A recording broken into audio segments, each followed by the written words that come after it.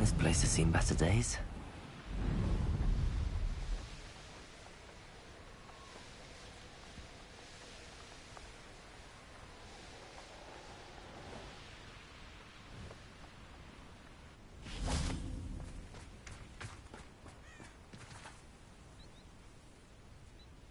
Are you ready to put an end to Harlow?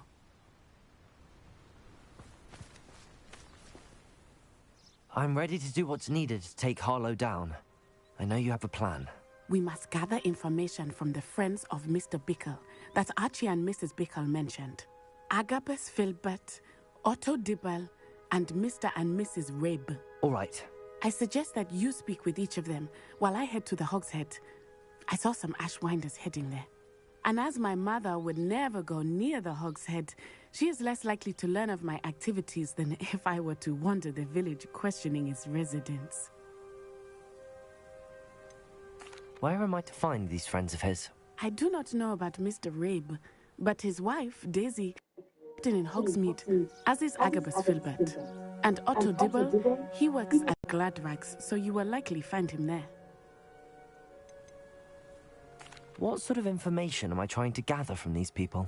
They may know what evidence Mr. Bickle had against Harlow, or they may have evidence of their own.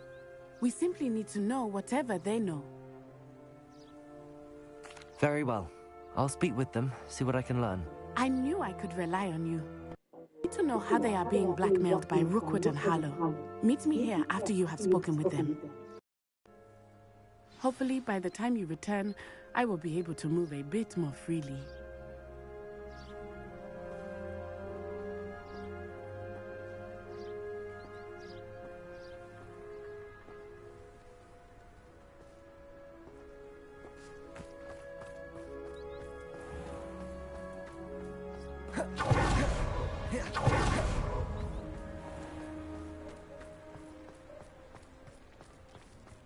Historically speaking, there's never been a team like this.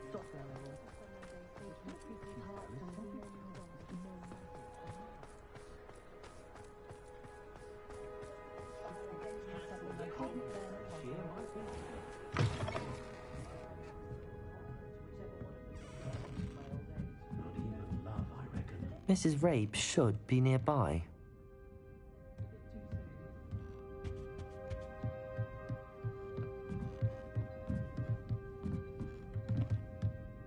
Oh, Isco, what have I done?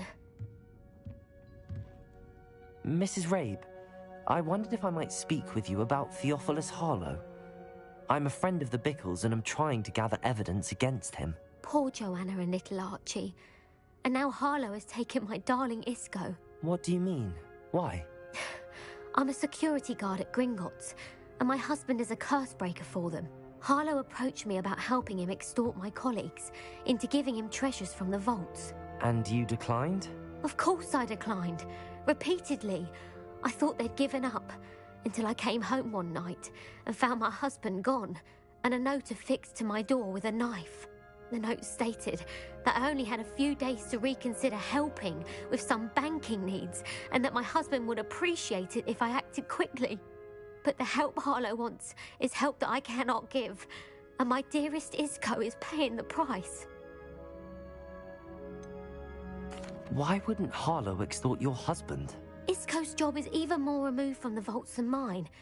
He travels the world for the bank. He could do nothing for Harlow. I'm the one in the bank on a daily basis, which evidently makes me an enticing target for blackmail. Have you helped Harlow since your husband was taken?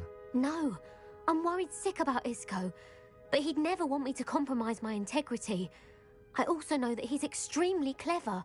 That said, I was hoping he would have escaped by now. It makes me concerned as to why he hasn't. Are you sure the note means that your husband was kidnapped? What else could it possibly mean?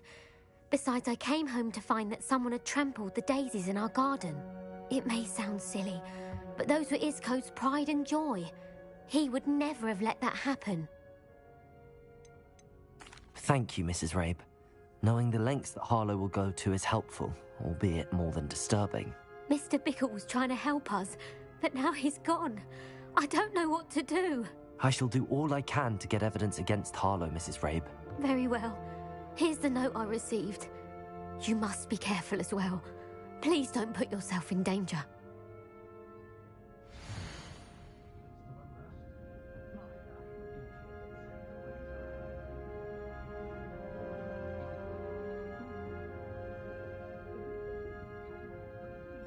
Some evidence worth hanging on to. Thank you. I hope it's not too late. Now, to find Mr. Bickle's other two friends.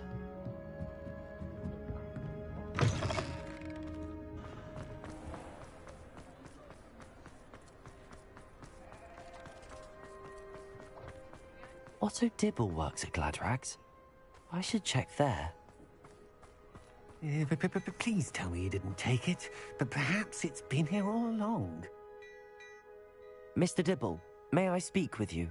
It's about Theophilus Harlow. I've nothing to say about him. May I interest you in cravat today? Please, sir, I'd like to help. I spoke to Mrs. Bickle. Bickles? All right, but we must be discreet. Can't have Mr. Hill hearing this. I know Mr. Hill.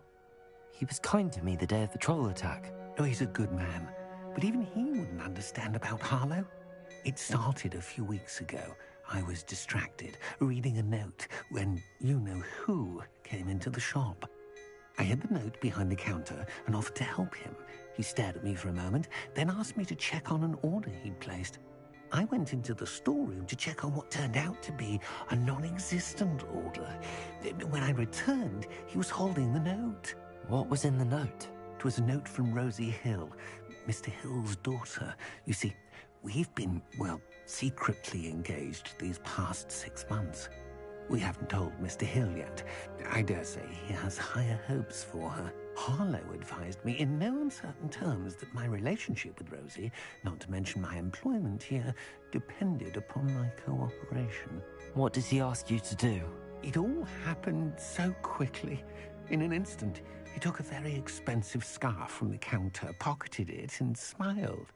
He said, "Your secret is safe as long as I can supply my lady friend with delightful items like this every so often." I've been able to cover for his requests until now with some creative bookkeeping, but I can't keep it out for much longer. I'm terrified to say anything. I could never live without Rosie.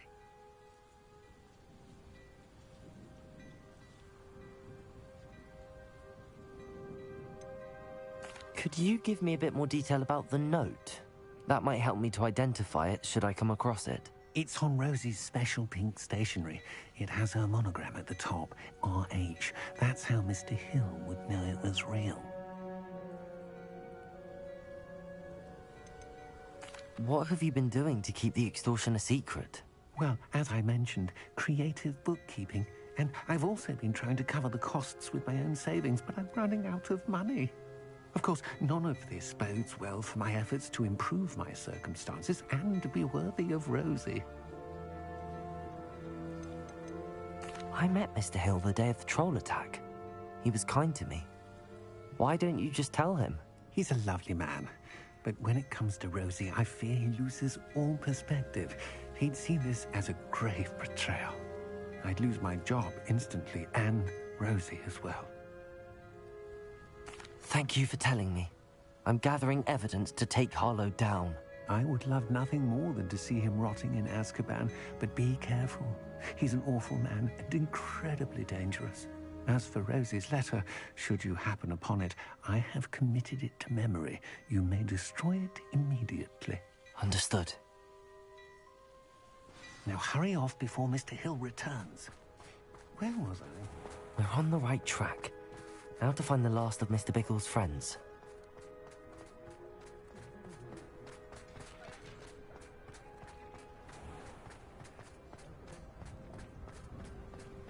What's more powerful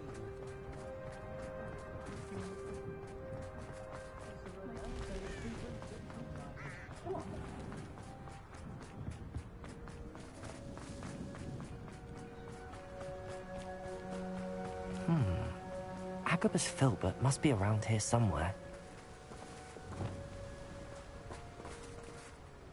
Hello there. Excuse me, Mr. Filbert. I wondered if I might speak with you about your dealings with Theophilus Harlow. I hope to ease Mrs. Bickle's mind by gathering evidence against him. Tragic, what happened to Bickle. He wanted me to speak out against Harlow for an act of violence committed against me. But I feared Harlow's retaliation, and so I refused.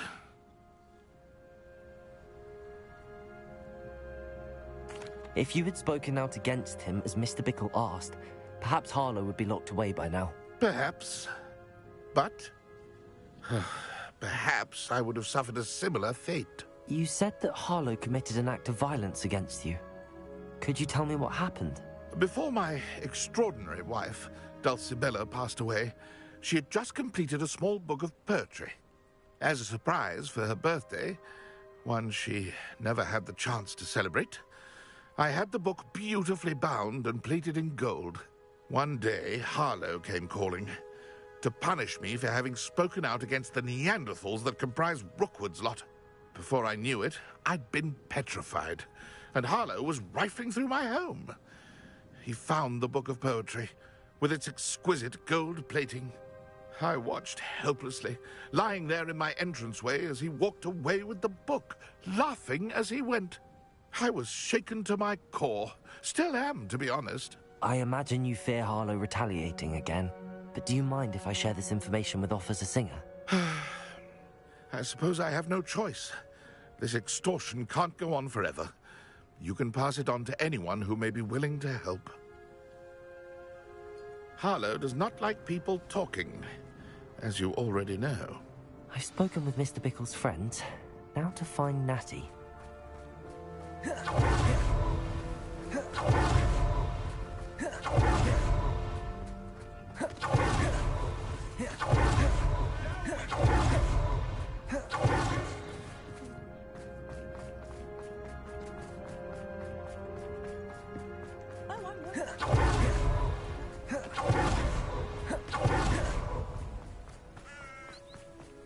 It's not like Natty to be late. She said she was going to the Hog's Head. Perhaps I'll find her there.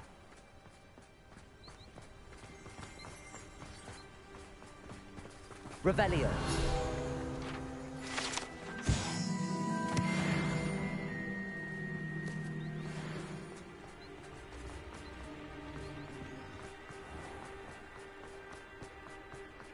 My father always told me.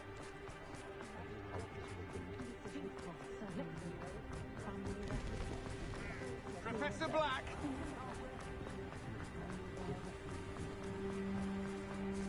Natty must be around here somewhere.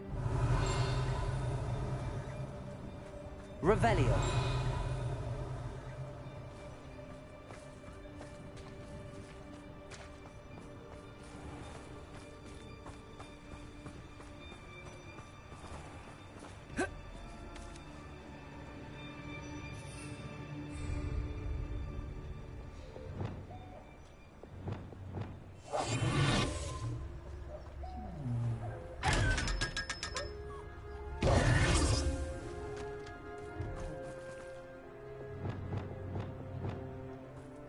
Lumos.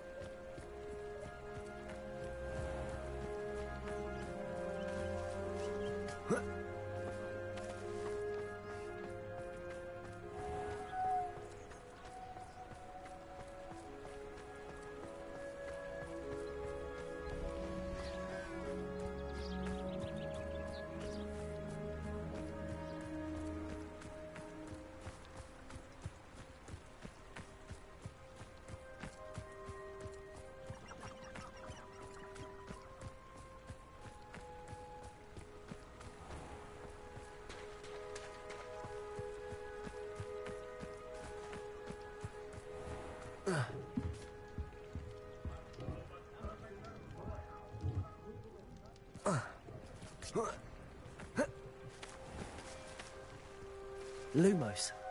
Revelio.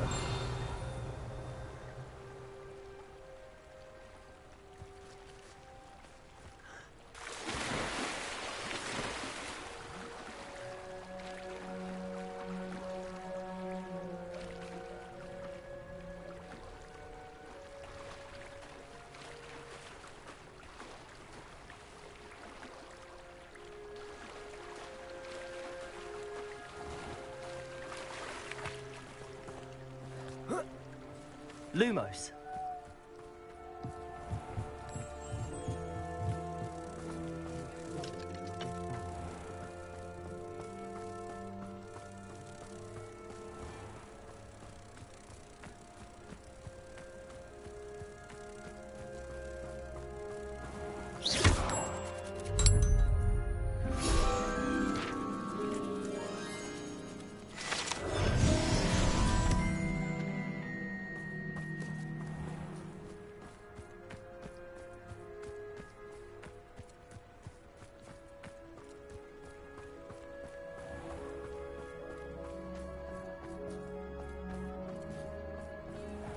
Revelio.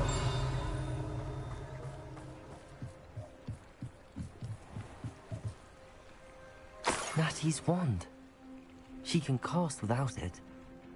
She wanted me to find this. She's in trouble. Revelio will show me where she was taken.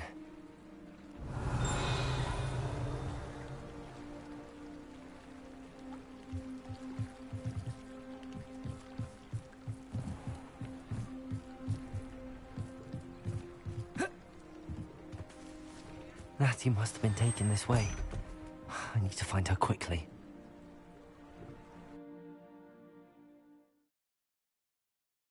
The footprints led to this room. There must be another way forward. Revelio!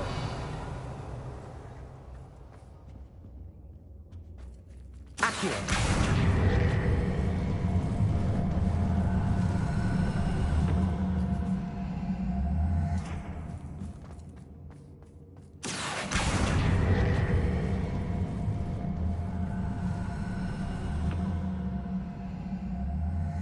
A hidden door. Natty must have been taken this way. I need to find her quickly. Revelio.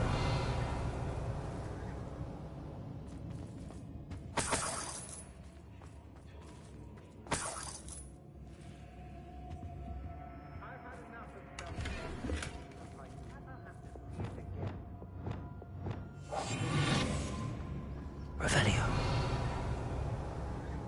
I'd better be sure I'm not seen.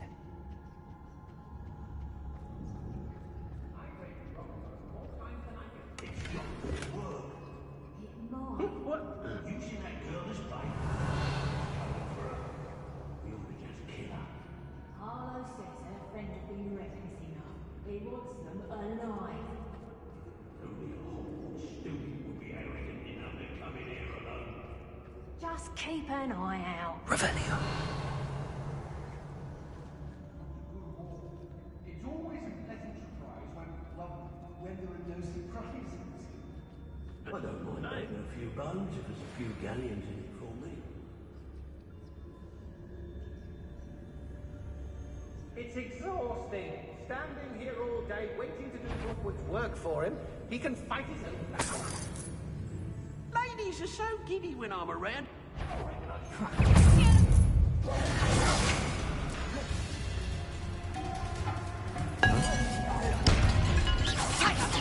Amateur!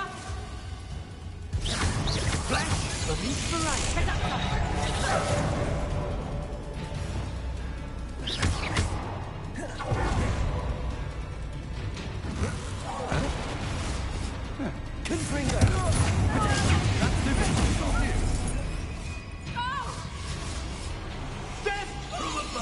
That's just pitiful! Get your fancy schools! Oh, watch the light go out of your eyes!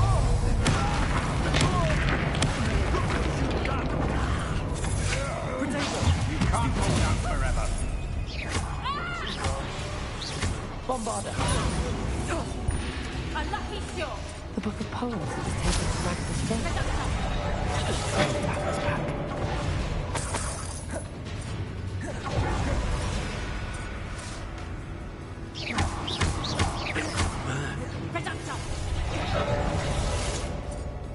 Confringo!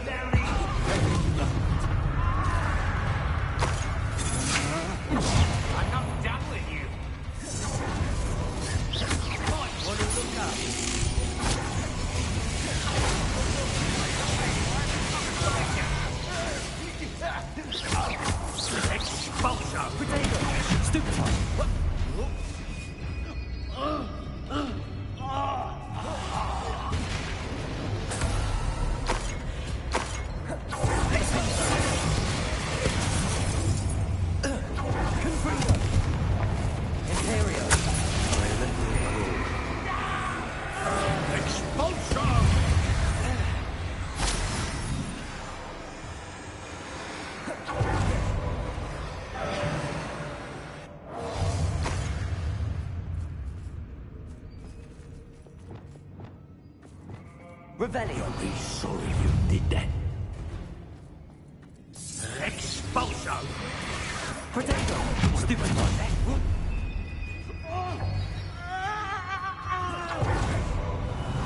Hardly felt it.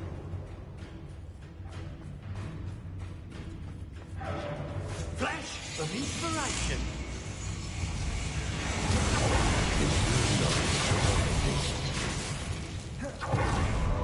Expulso! Protego! Stupid one. Confringo! Quite conductive, aren't we? Expelliarmus! Hey, that's mine! Ah, barely felt anything that stabbed from above!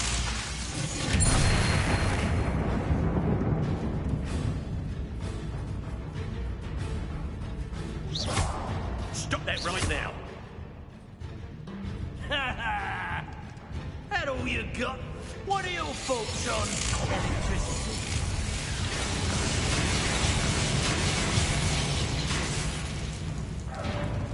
Expulso!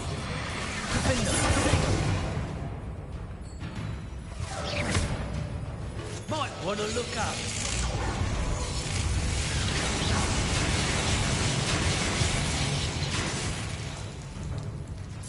Expulso! Stupid boy. Bombarda.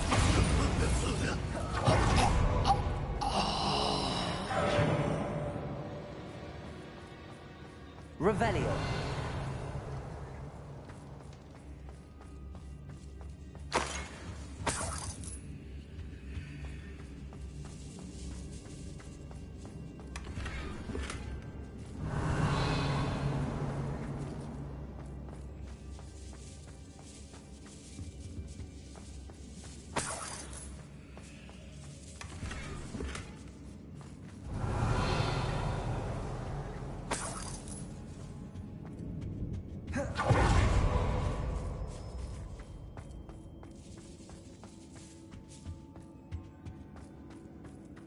Revelio.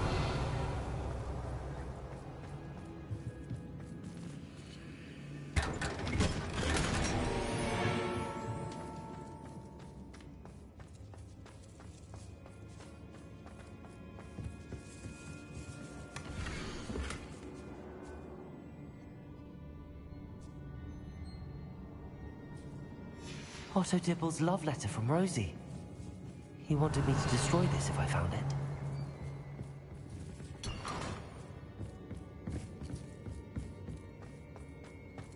Revelio.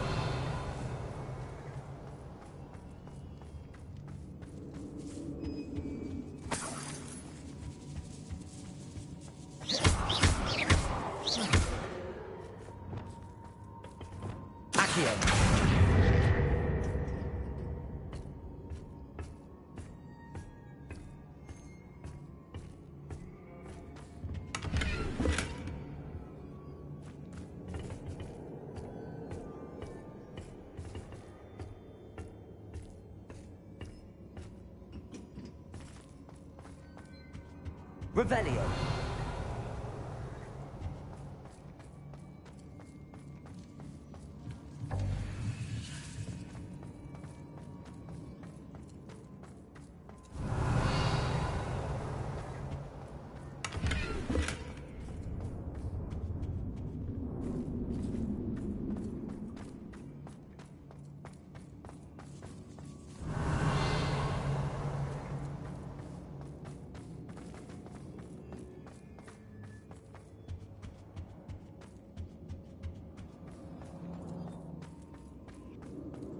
He must be here somewhere. You found us. I knew you would realize I had left my wand for you. Revelio.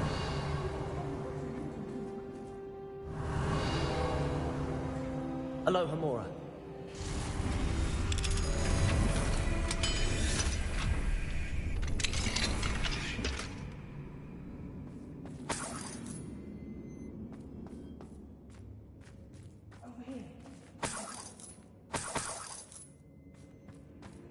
Revelio.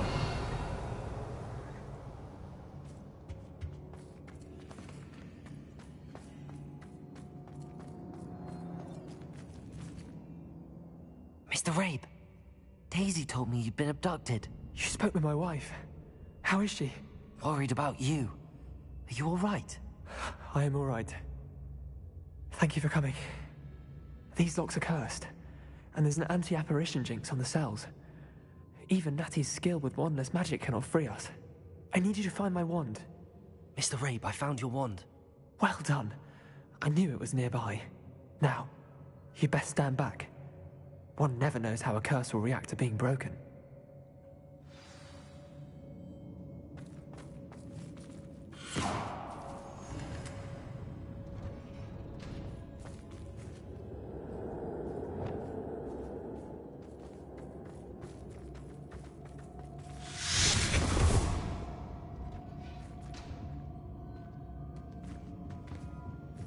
Thank you, Mr. Isco.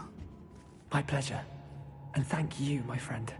We owe our lives to your bravery. I may be too weak to disapparate with you both, but I can try. You go ahead. Find Officer Singer. We will get out of here on our own. Very well. But be careful. Thank you, my young friends. Be prepared for a fight. These Ashwinders must pay.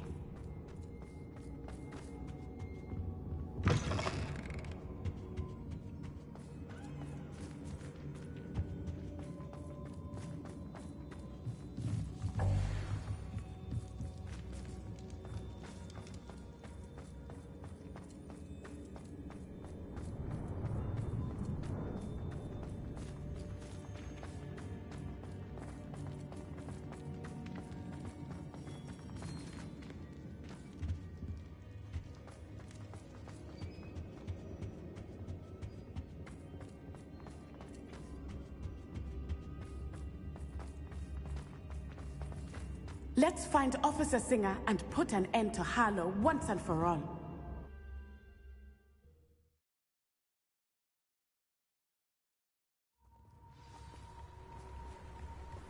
Natsai Onai. I should have known. And you, the troll dispatcher. Oh, thank goodness the two of you are safe. Isco Rabe told me a couple of students had rescued him. Should have known it was you two. Is Mr. Rabe all right? He is. I sent him home to his wife, Miss Onai. Your mother will not be pleased to learn that you're still risking your safety pursuing these dangerous men. Actually, Officer Singer, Natty and I learned of several Hogsmeade residents who've had their lives threatened by the Ashbinders. In addition to abducting Mr. Rabe to blackmail his wife and Natty, Rookwood and Harlow have also extorted Agabus Filbert and Otto Dibble. I will look into all of that. As for the two of you, I appreciate what you're trying to do, but you are taking great risk. Next time, please let the authorities handle the Ashwinders. Yes, officer.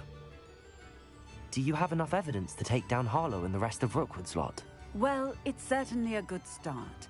We shall see. But you can leave this to me now. Natsai, you may wish to speak with your mother about this before I do. My mother will not like this. Thank you again for rescuing me. We shall speak soon.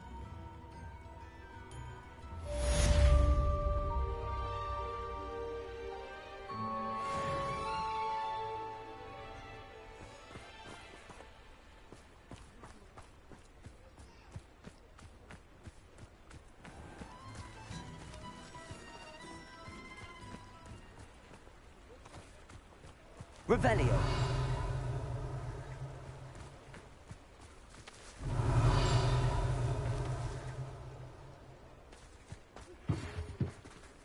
The Ashwinders have ceased pestering me. I suspect that's your doing. Thank you from me and Rosie both. We're just leaving for our honeymoon, after we tell Mr. Hill of our recent marriage. Wish me luck.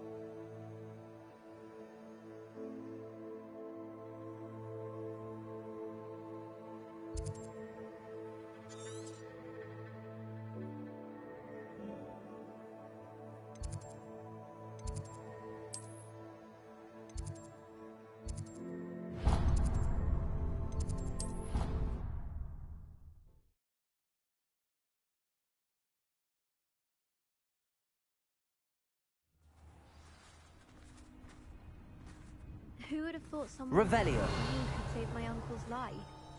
Uncle Roland sends his best. He often asks after you and his owls. Hello, Adelaide. How are you and your uncle doing? Very well, thanks to you. The more I learn about Ranrock's foul lot, the more astounded I am that my uncle survived. I looked back over his old owls and noticed that they included pertinent details about his rare metal deposits. I believe that Ranrock's fiends were after those deposits and that they needed my uncle's knowledge. He was willingly going to rot away in that cell to keep me safe. Any other pertinent details about those owls? Plenty. Uncle Roland couldn't be certain, but he thought he overheard goblins talking about infusing something into goblin silver. He wasn't sure what they meant, but something about the way they spoke of it made his skin crawl. It's clear you saved my uncle from a very bad lot. It was nothing at all, Adelaide. I'm just glad your uncle's safe. So am I. Seeing him again was such a relief. I told him that he must remain vigilant from now on. I, for one, can't help but look over my shoulder now whenever I leave the castle grounds.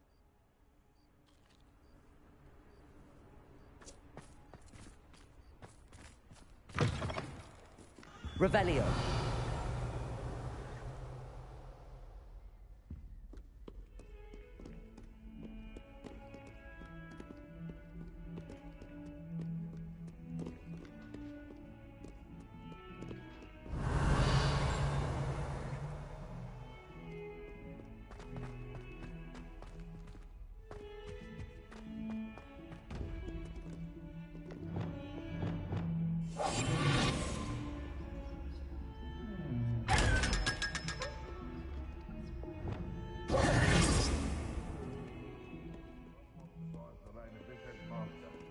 Revelio.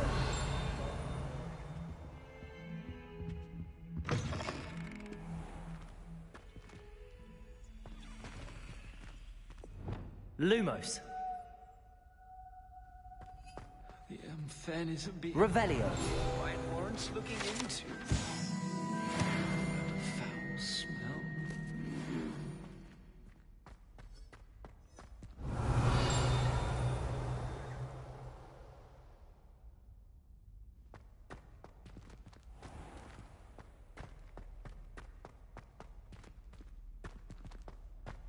Lumos.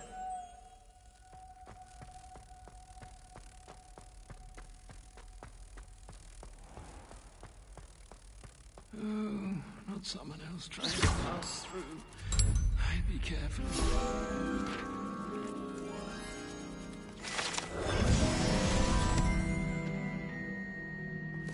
Do you mind where you're stepping? Revelio.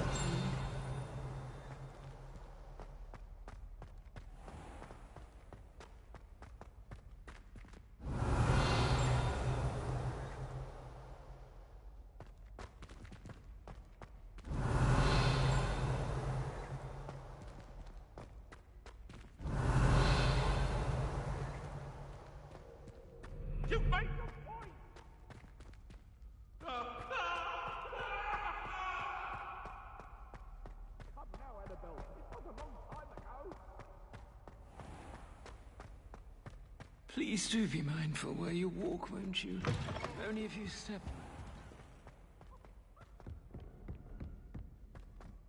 Revelio.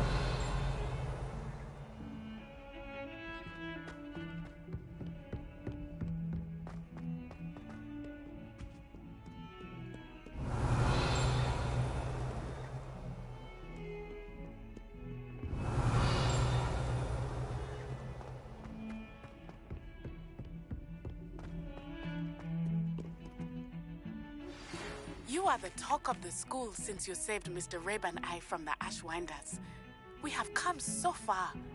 We should discuss the next steps in our plan to stop Harlow.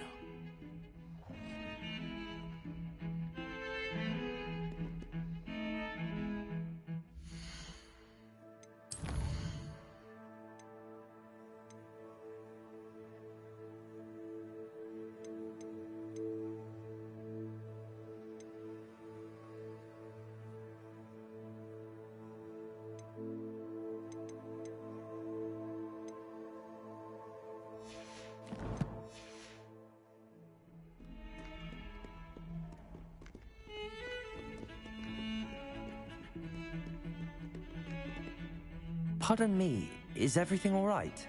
No, it's not. We only had 2 bells to go, but she just had to go and spoil things. I'm afraid I don't follow. Who spoiled things?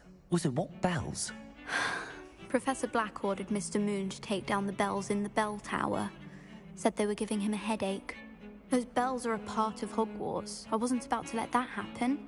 So, I asked my friend Adelaide to help me put them back. We've always been a duo of sorts, Adelaide and Evangeline. Addie and Evie. Anyway, it was going swimmingly until Black started asking questions. Then she wasn't comfortable with our rule breaking. Now I'm stuck, unable to tell which bell goes where. Is it really that important that the bells go back up? Is it really that important? They're part of the school's history. Those bells likely told a young Merlin that he was running late to Charms, or called Ignatia Wildsmith to dinner. We can't simply fiddle with history. We're meant to be its stewards. It's certainly an odd decree, even for Black, taking down the bells for a headache. I agree. I thought it might also have been that they interrupted his hourly naps. That's all he does in his office, you know. But then I heard... Can you keep a secret? I can. I heard from Alice, who heard from Ollie, who heard from Eugenia, that it's because the bells reminded him of his wedding day. Breaks out in a sweat every hour on the hour, but mum's the word. If only 2 bells are left, Isn't it fairly easy to tell which goes where? Easy for you, perhaps. I happen to be tone deaf. Mother likes to say I couldn't carry a tune if it hopped on my back like a chocolate frog. No point putting them back in if they don't sound just as they did before, for the sake of historical accuracy. Perhaps I could help put the bells back up. Really? Oh, that would be wonderful. The bells are in the bell tower just above the music room. You're certainly of more help than Adelaide. I imagine the bells are just inside in the bell tower. Revelio.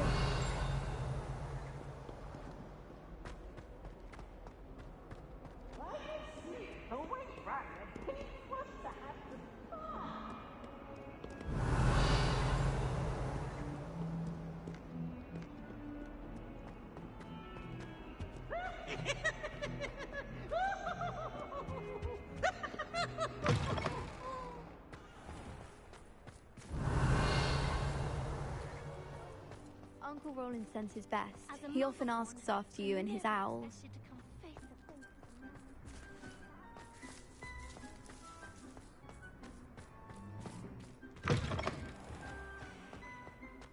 Revelio.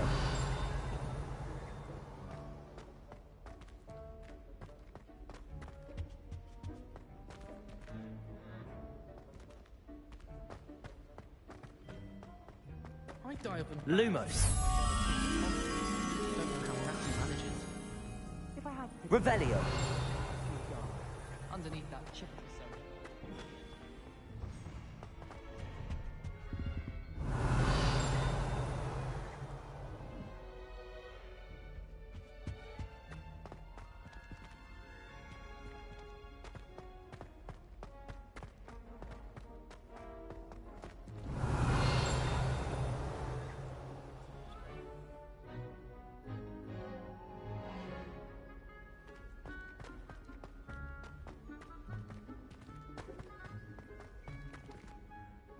Revelio.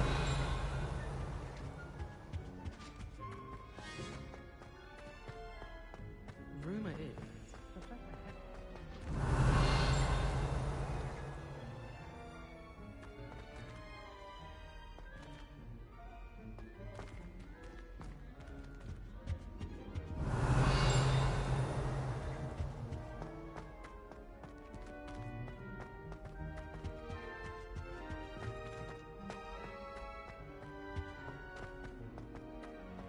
Revelio.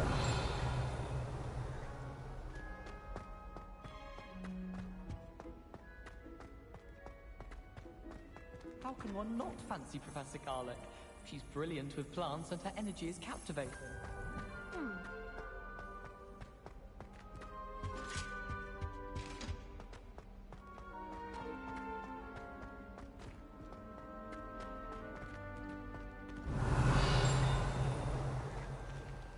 Aloha Mora.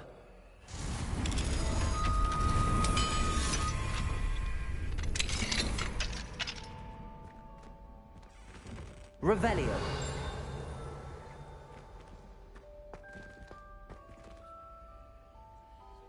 Confringo.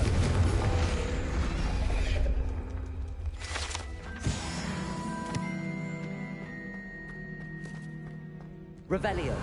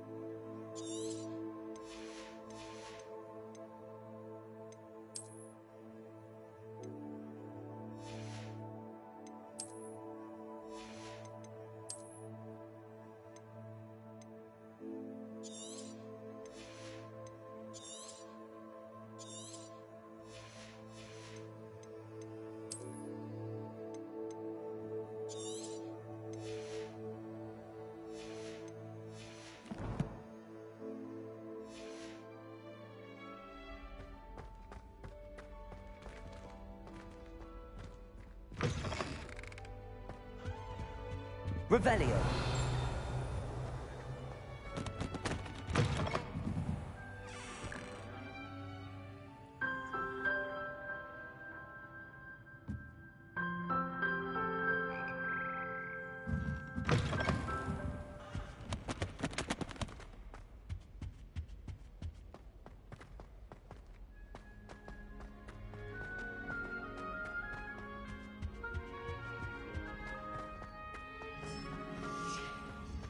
Sometimes I'm not really sure.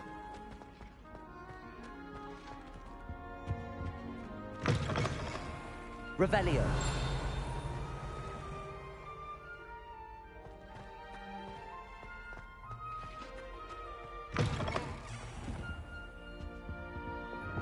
Lumos.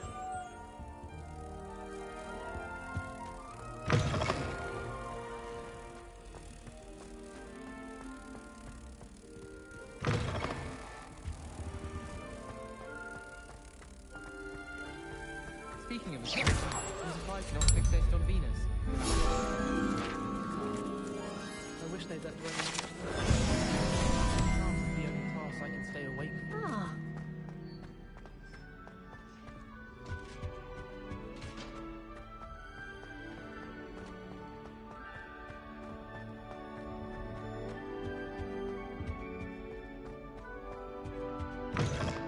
Revelio.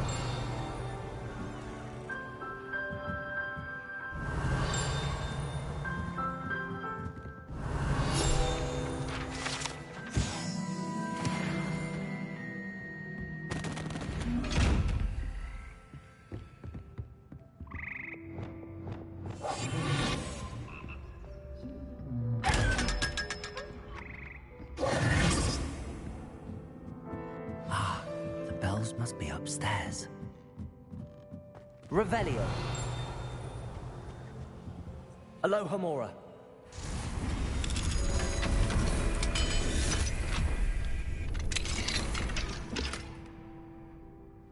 Revelio.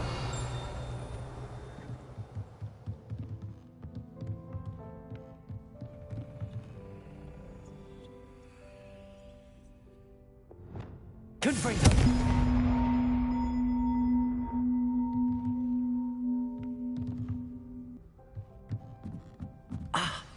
Found them.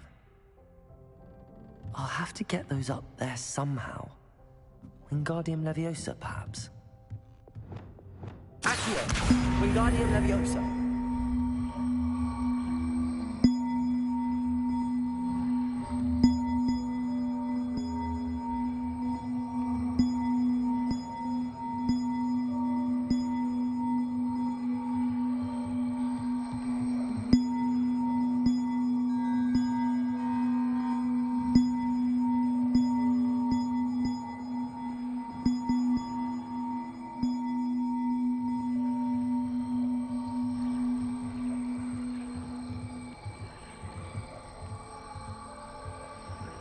One up, one to go.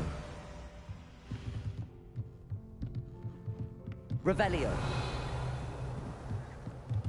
Accio. Wingardium Leviosa.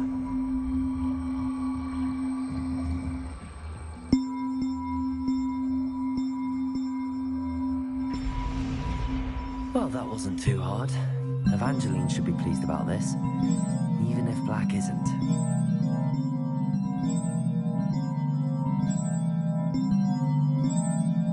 Revelio.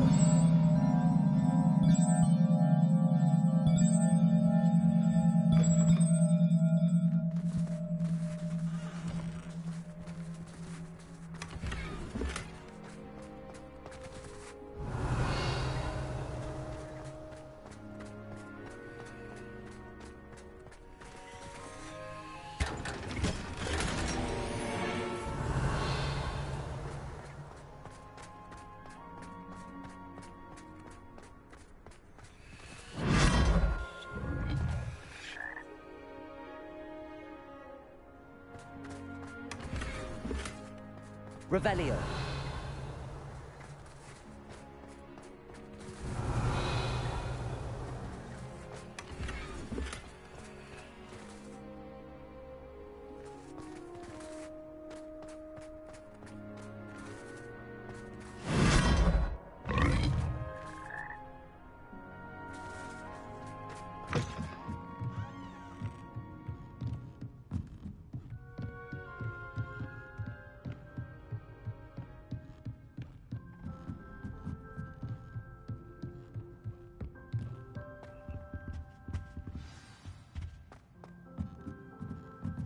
Revelio.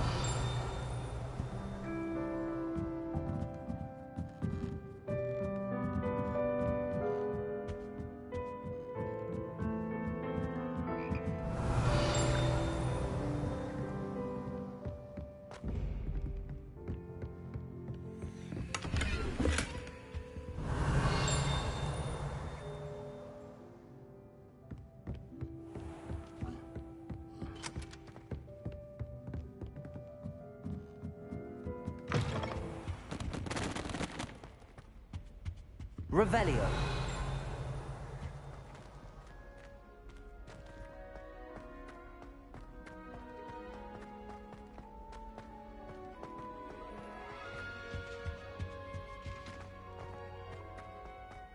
I know what you mean.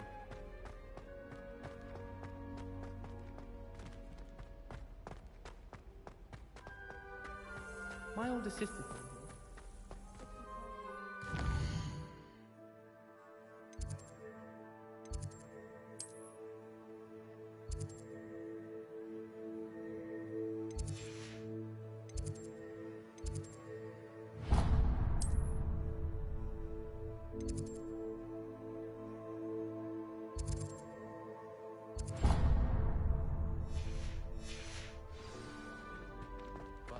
I think she made it up.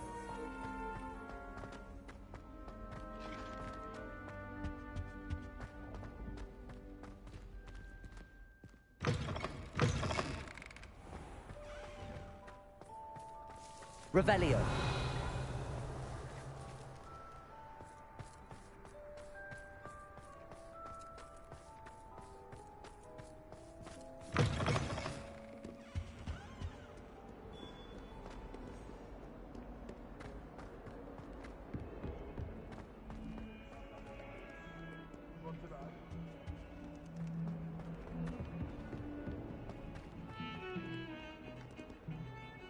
The bells are back up, Evangeline. Oh, you're a credit to the school. I can't wait to hear them. I can't wait for the headmaster to hear them. I wish I could see his face. Future generations may not truly appreciate what you've done, but I do. And I hope that you do as well. You don't know how much this means for me and for Hogwarts.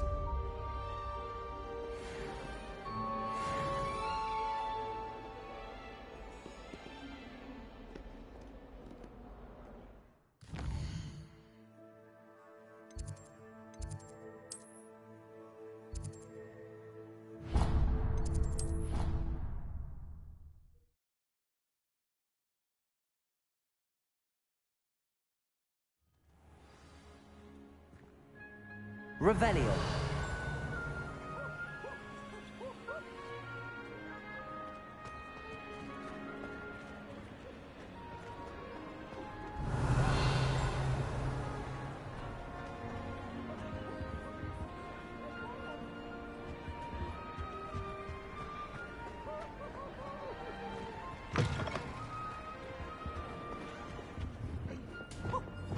Lumos.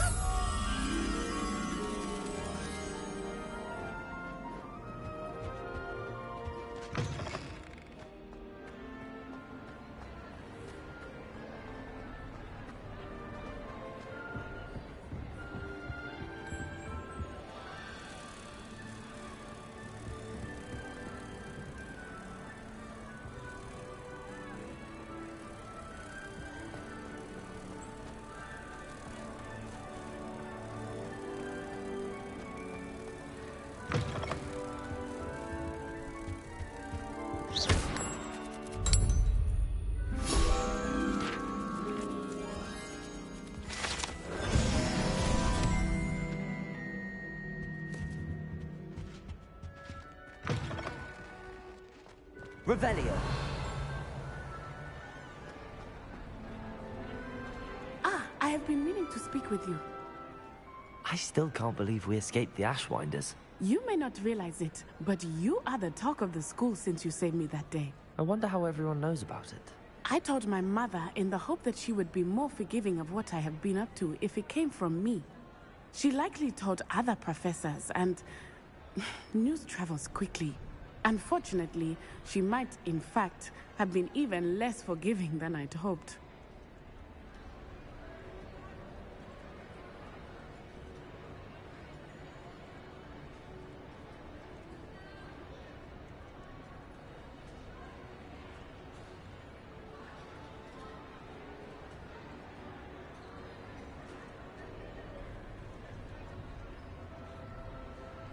If she knew more about what you've done, I suspect she'd be proud. If she knew any more about what I've done, she would never let me out of her sight again. I'm sorry. Has Officer Singer done anything with the evidence we provided? She has not. Harlow is as strong as ever.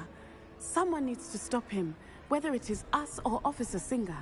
If someone had stopped the monsters like him in Matabeleland, my father would be alive today. What exactly happened to your father? It was a beautiful day.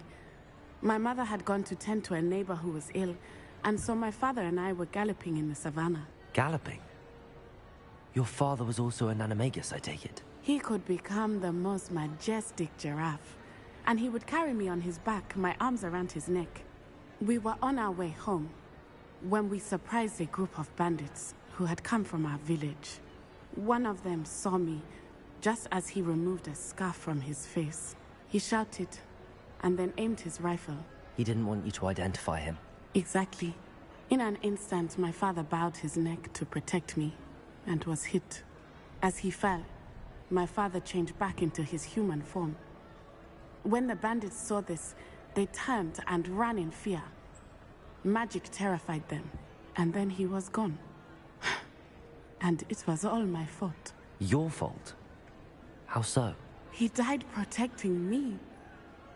If I had been capable of protecting myself, he would still be alive today. My mother and I tried to go on without him, but it became too much for us there. A few years later, we left to come to Scotland. Do you think taking down the Ashwinders will avenge your father's death? No. Vengeance is not what drives me. My father would not want that. He and my mother raised me to believe that it is a privilege to be able to fight for those who cannot. I know there is risk involved, but I feel it is worth it. I am glad you seem to think so too. What does your mother think about all of this? Well, as you saw, she worries a great deal. She is an excellent seer, but I think it bothers her to this day that she did not see my father's death coming. She misses him, as do I. So I believe on some level she understands my need to seek justice in a small way. But that does not mean that she likes it. Do you think your father would approve of the things we've been doing? Oh my, that is a good question. In theory, yes. Although he would worry as my mother does. But I think he, of all people, would understand my persistence. My father never shied away from a fight for good, no matter how ruthless the foe. And I think he would have enjoyed knowing that I had a compatriot like you. I'm sorry, Natty. I can't imagine what you've been through. Your father sounds exceptional. He was. Truly extraordinary. And thank you for your kind words. We all have our burdens. My father had a saying about that. Yes, I remember. Rain does not fall on one roof alone.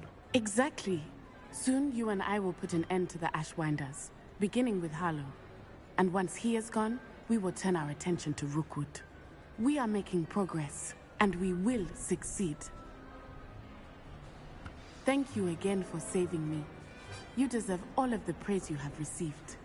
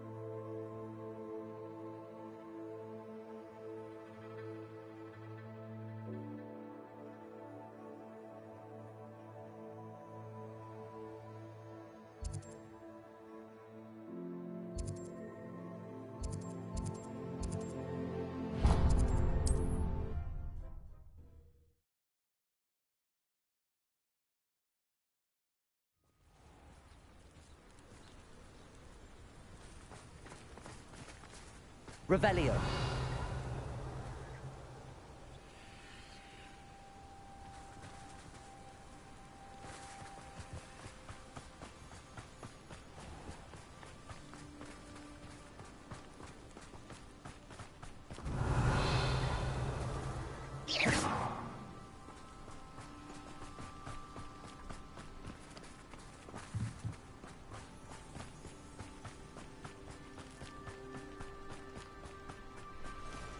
I know a Merlin trial when I see one. Revelio.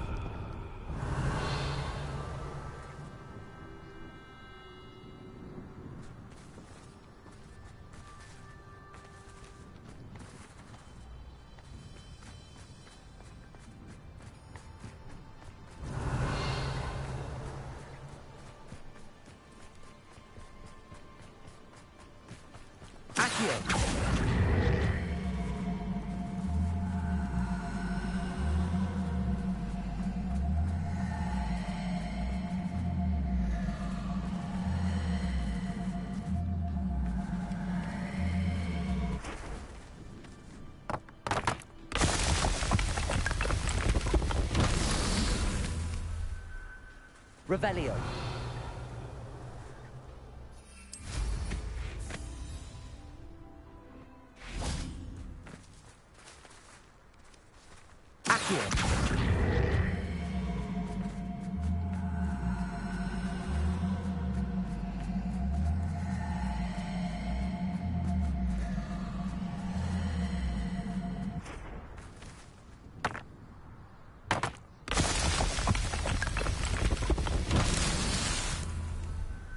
Revelio.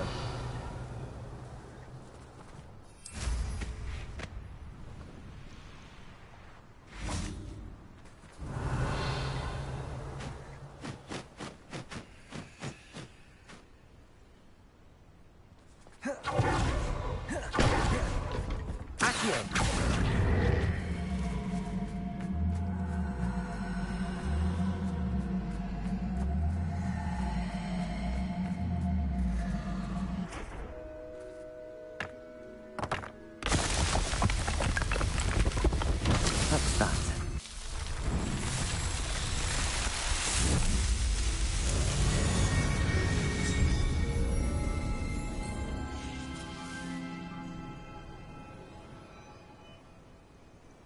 Revelio.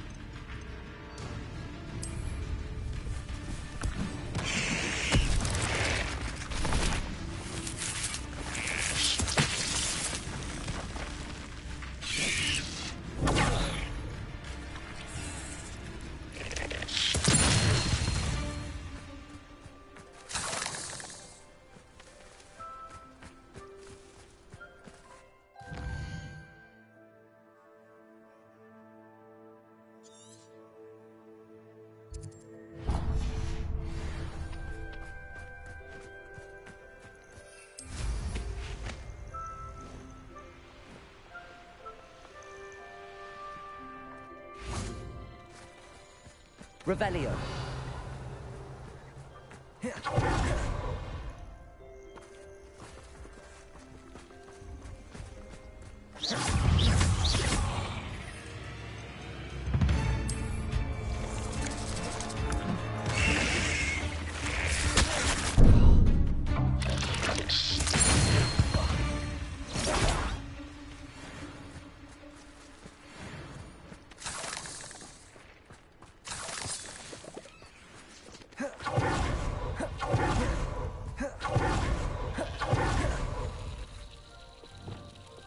Lumos.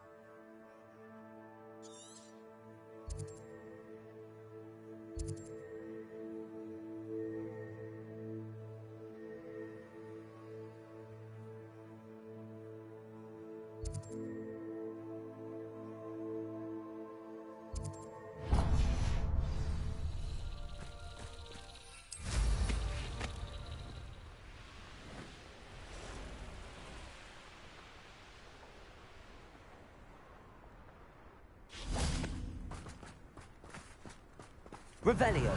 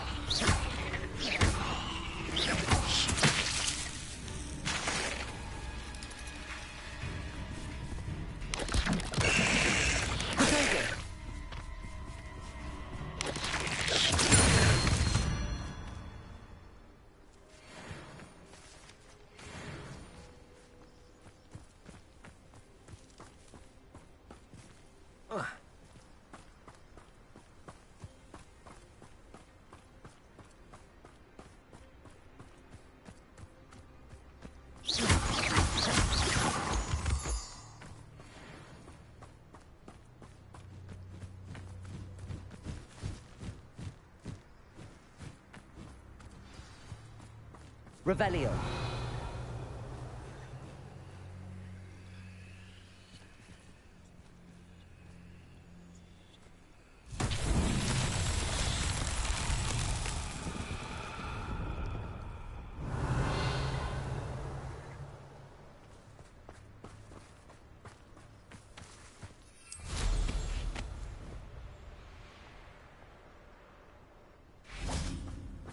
Bombarda. Accio.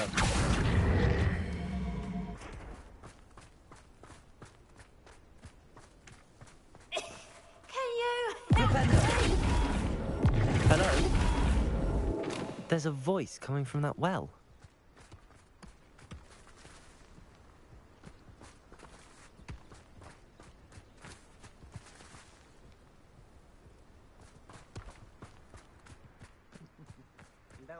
Accio.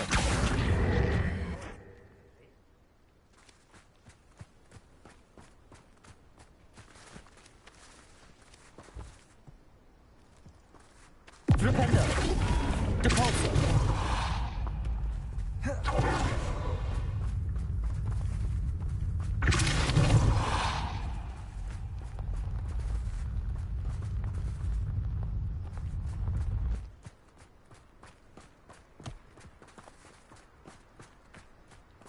Accio.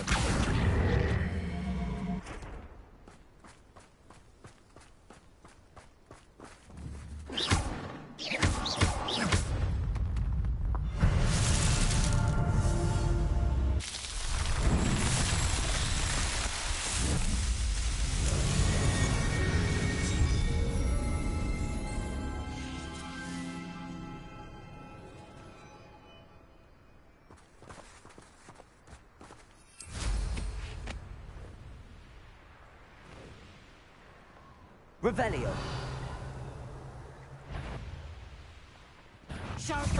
Bombarda.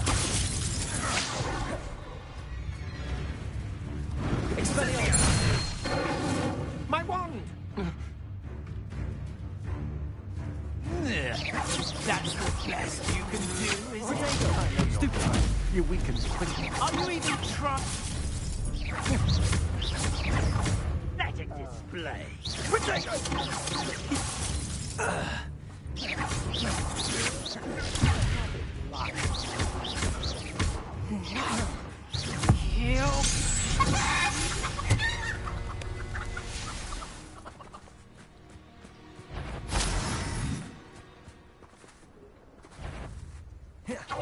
Potato!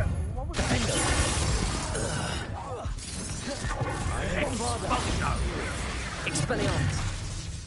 Now you've gone too far. I'll have taken your life before you even... I'll have taken your life. Quite conductive, aren't we? Now, this has become personal.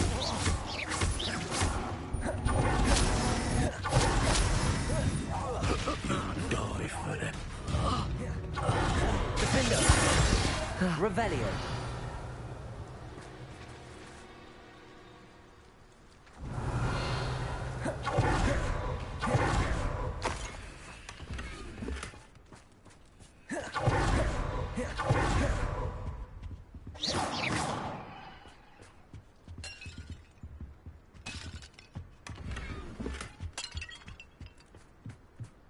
Revelio.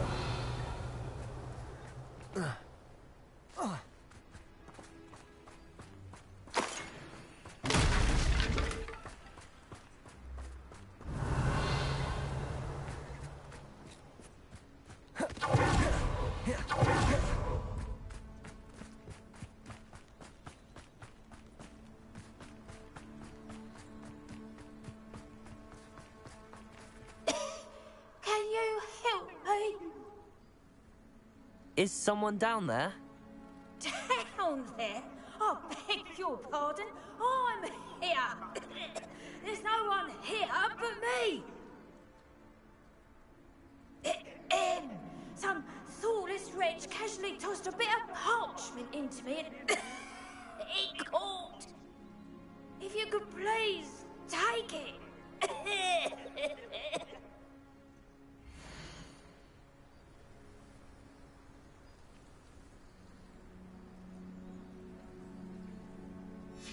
Seems to be some sort of map.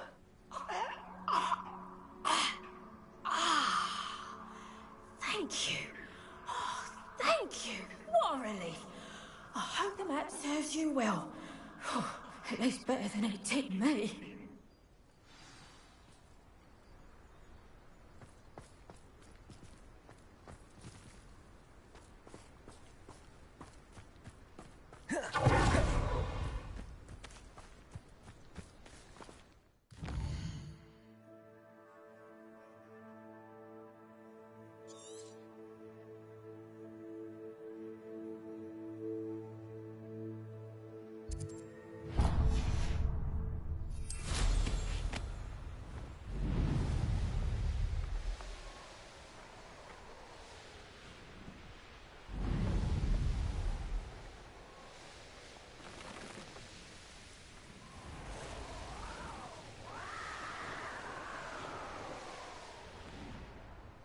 Revelio.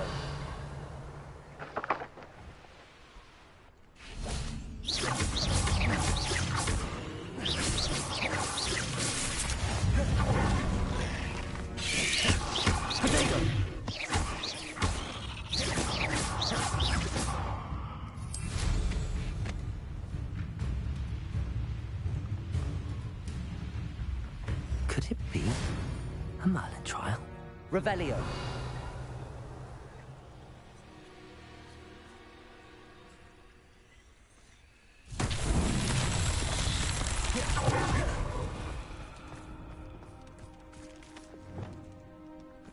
Flipendo. Accio. Depulso. Flipendo. Confringo. Expelliarmus. Defindo. Bombarda.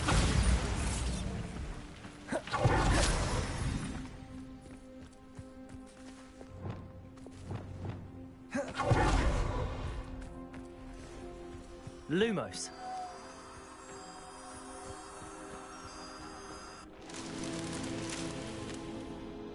Revelio.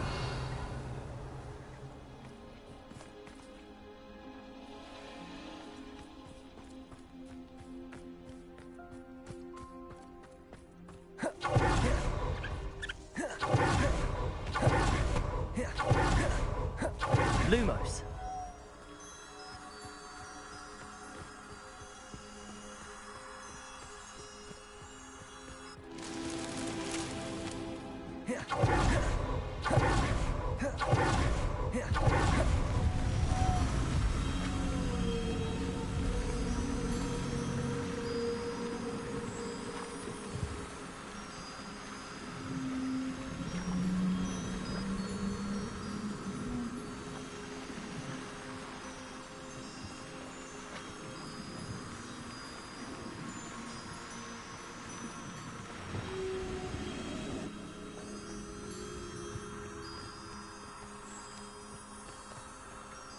Revelio.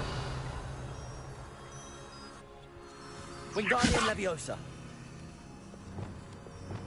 Lumos.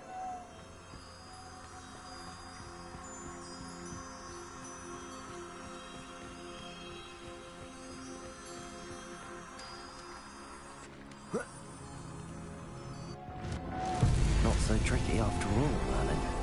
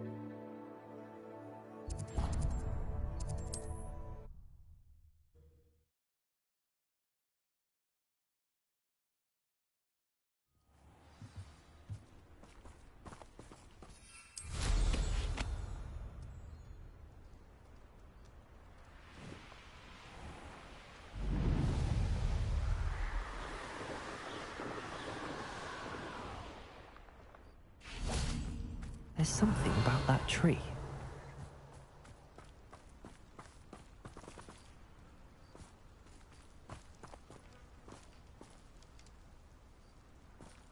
Accio.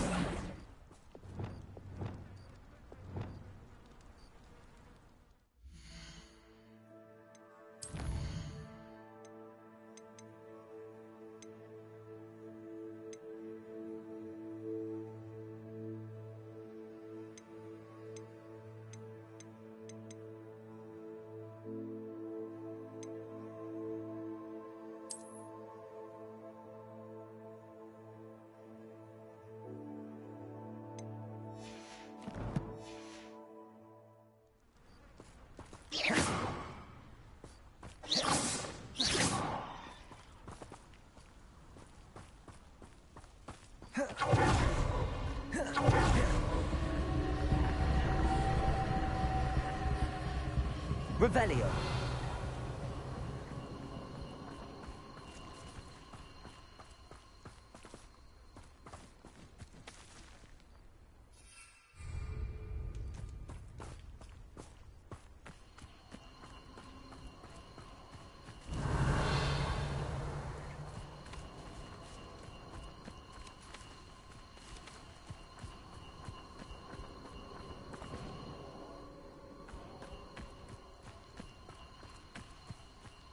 Revelio.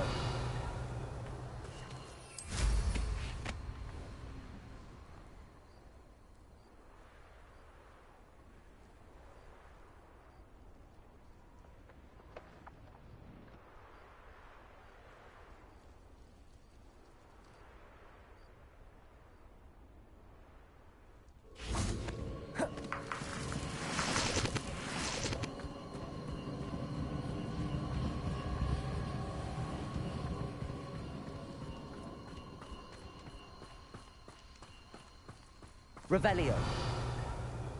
Confringo.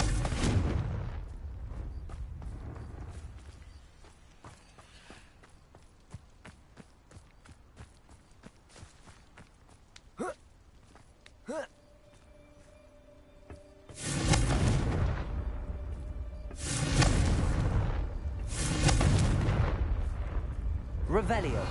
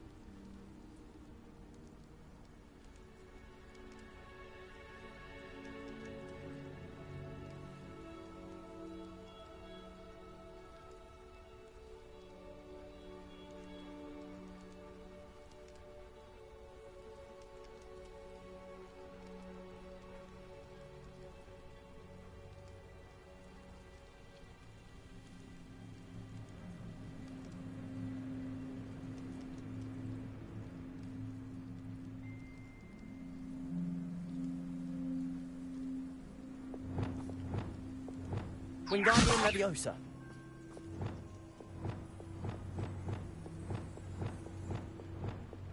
Leviosa. Interesting way to hide some treasure.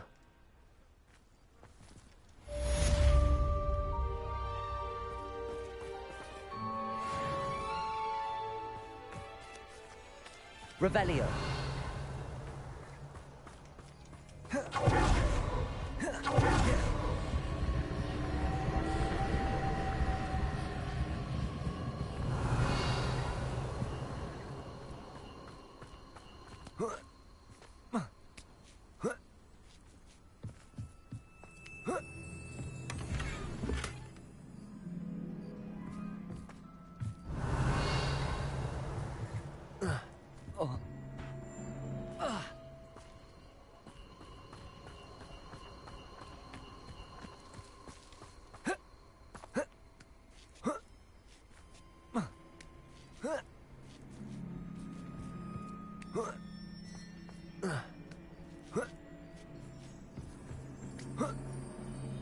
Revelio.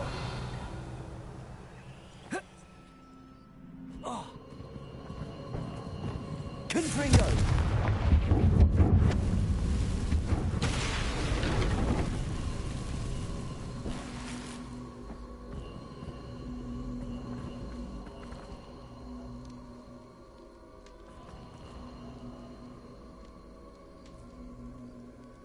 Revelio.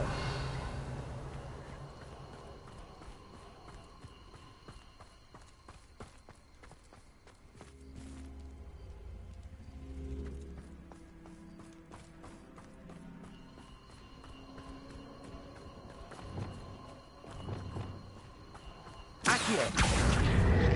Wingardium Leviosa.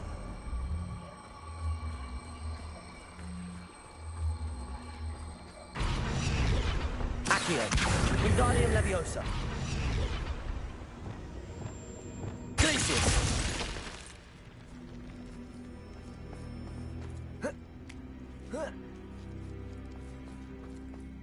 Revelio.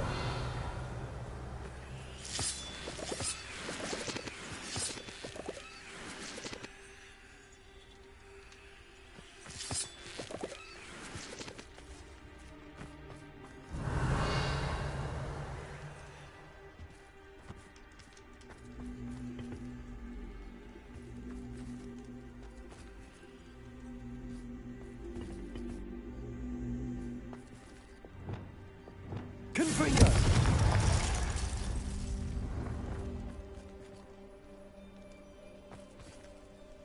Revelio.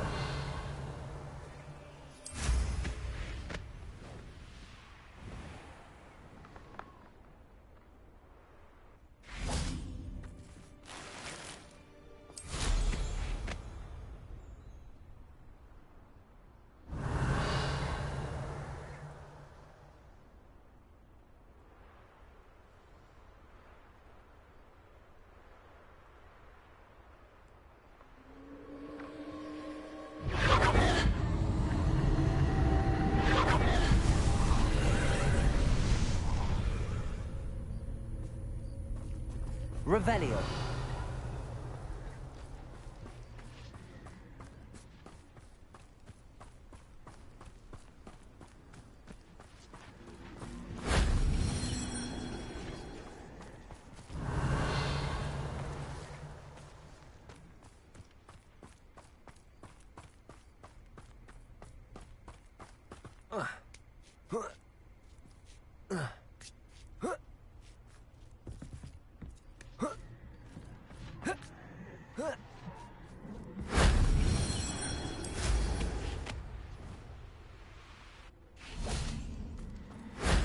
That wasn't too hard.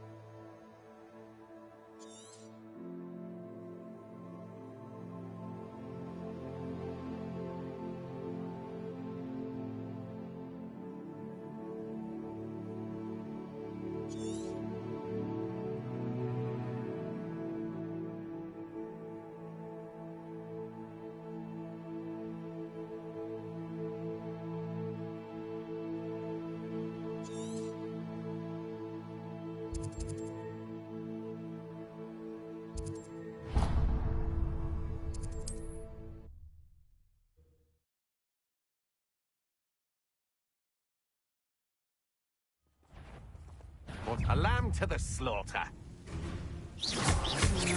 Protego! Can't hold out forever. Bombarda!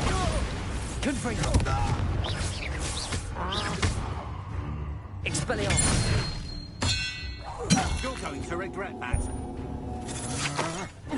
Come on. Too afraid to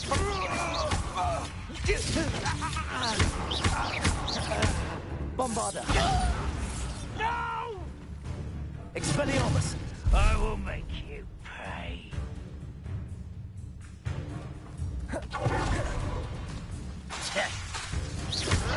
Protego! Stupid! Defender!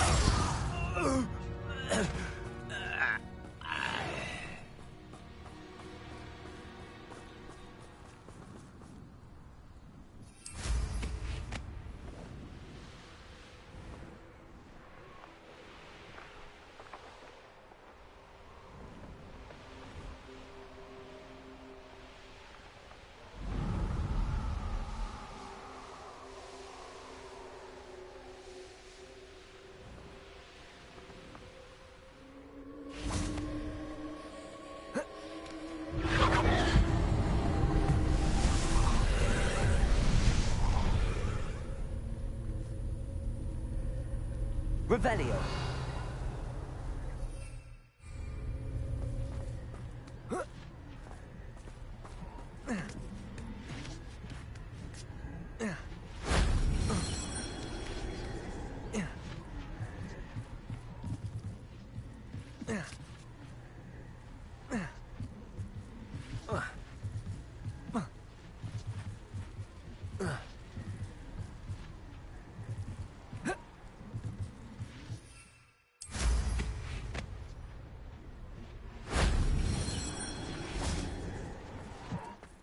Revelio.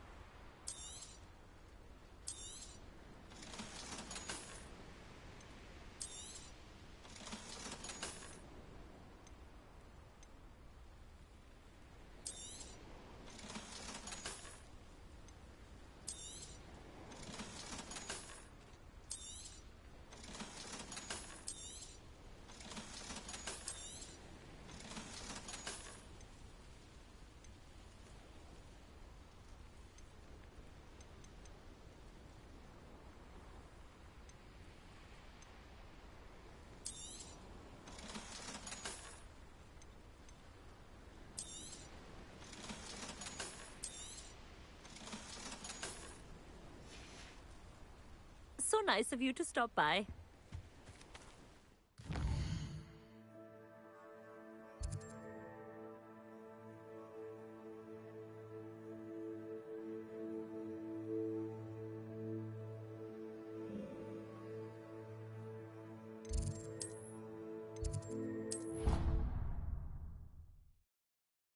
You'd be proud of all the potions you've brewed.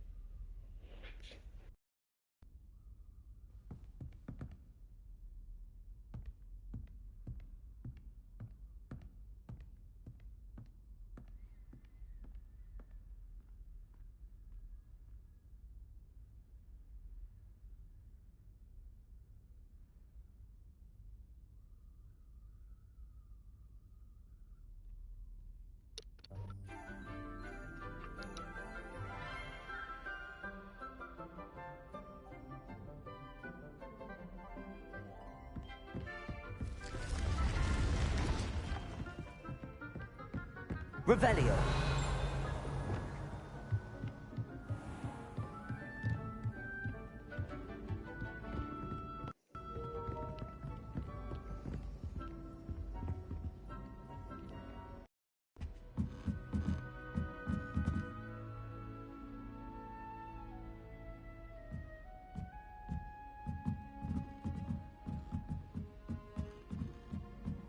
Revelio.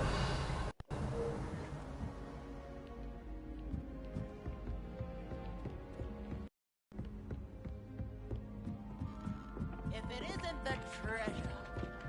Still can't believe you found that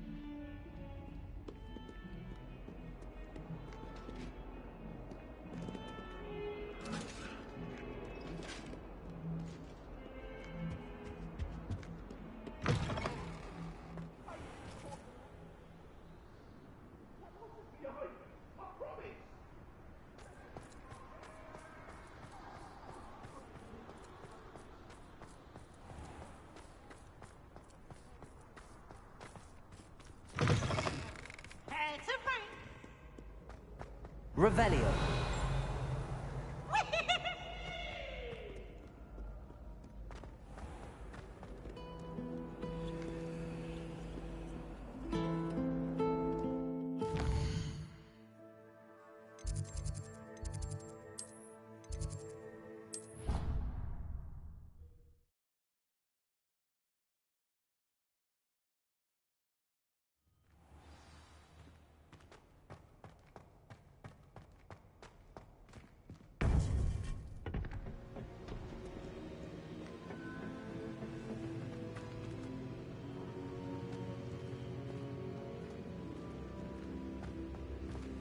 Welcome back.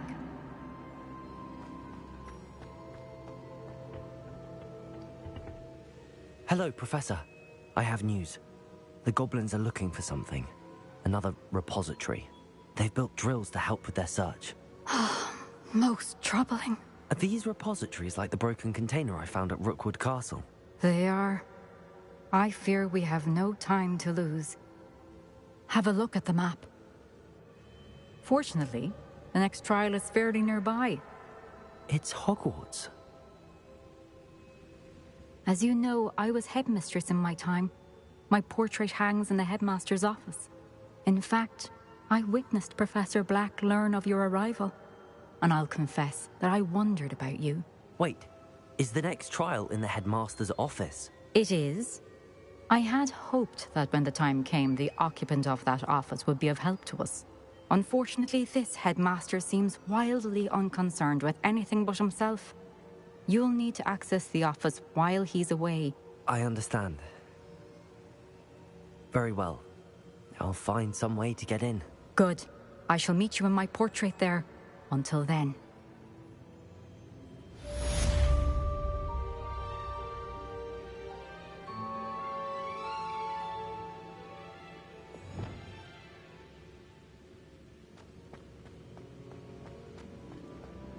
How will I gain access to the headmaster's office? Perhaps Professor Fig will know what to do.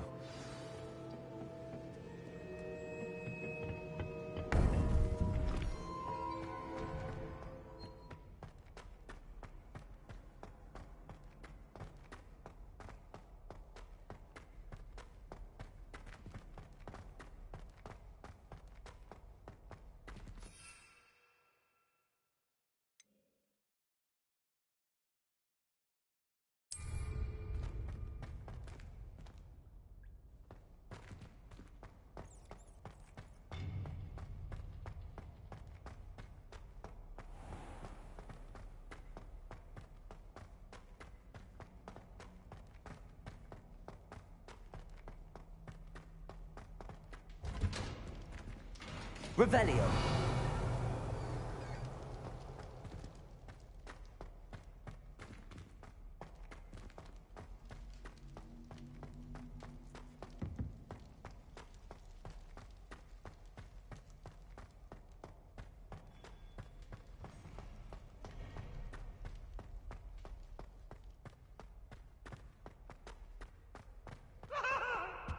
if I could undo...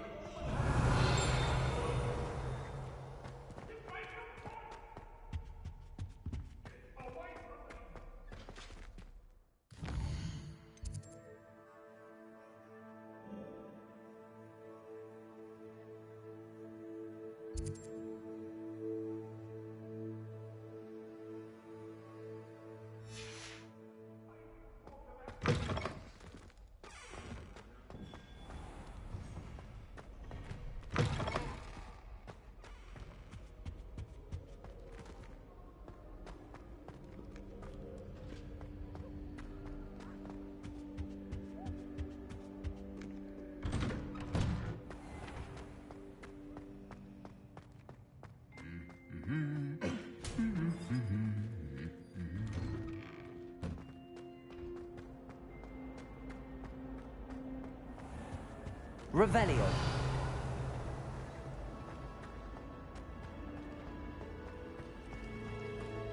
It's good that children are too young.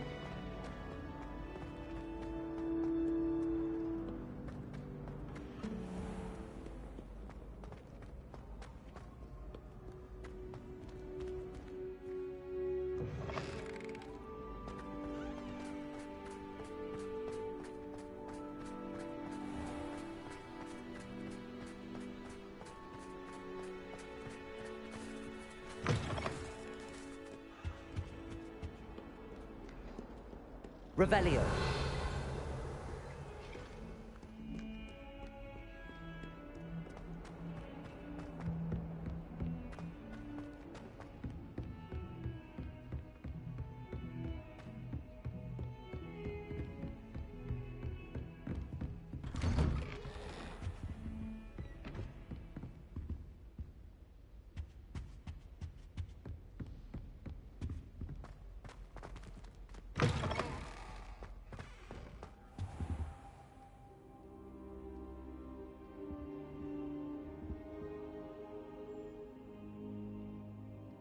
Now here, Professor Fig. The Keepers have shown me where the next trial is. Has something changed? Lodgok and I have learned that the goblins are searching for another repository, like the one we saw at Rookwood Castle. And I discovered that they're building massive drills to help in their search. Professor Fitzgerald seemed very concerned. I see. Ranrock clearly knows even more than we suspected. And sir, there's something else. Lodgok knew Miriam. He knew Miriam? They encountered each other at Rookwood Castle. She was doing research. That's where she found the container with the portkey. He liked her so much that he let her leave with it, despite orders from Ranrock.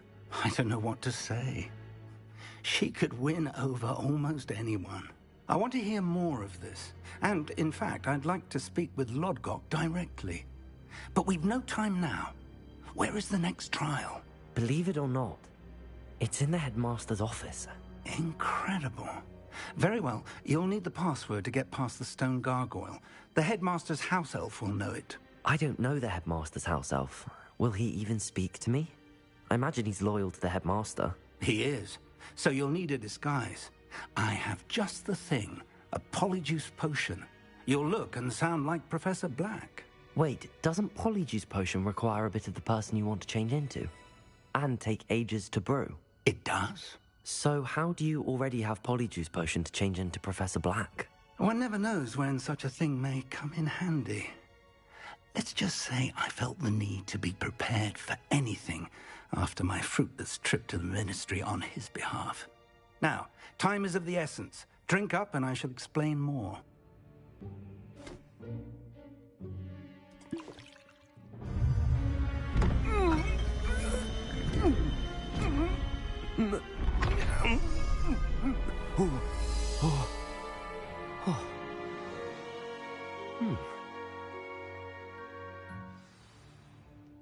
How do you feel?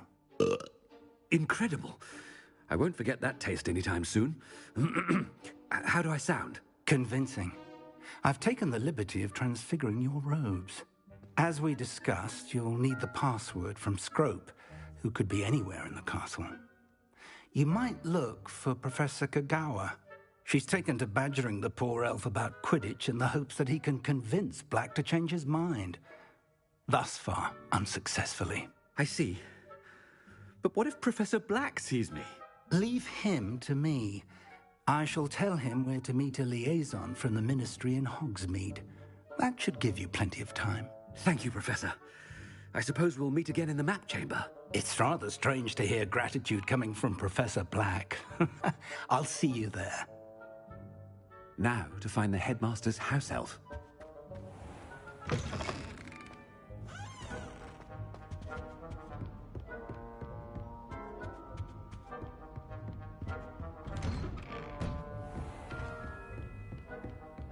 Do you have a moment, Professor? Professor, I was hoping to catch you. Places to be, Professor Sharp. Places to be. Of course, sir. Only, you'd asked me about a particular potion, and I did? I did, yes. Well, spit it out, Sharp. I don't have all day. Probably best not to discuss it here, sir. I assure you, Sharp, you may speak freely. Very well. I've brewed the cure for boils you wanted. I can drop it by your office when it's convenient. Of course, yes. No need for all the cloak and dagger. Simply have a student deliver it. A student. Very well, sir, if you insist. I do. And thank you, Sharp. I just hope you've brewed enough for all my boils. Now, to determine which student gets this rather unenviable task. You call that a shine on those boots? Do better!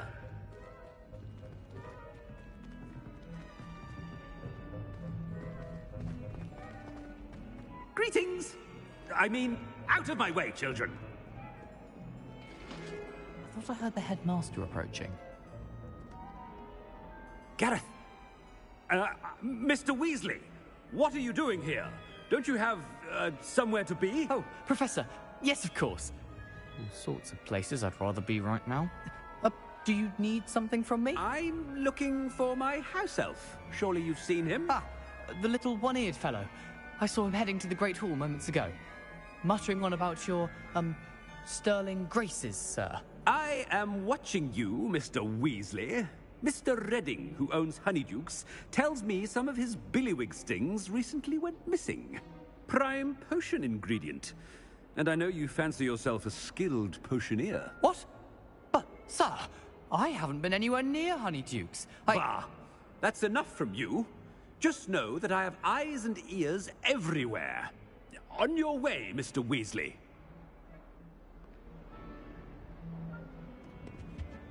Well, there's one for my diary.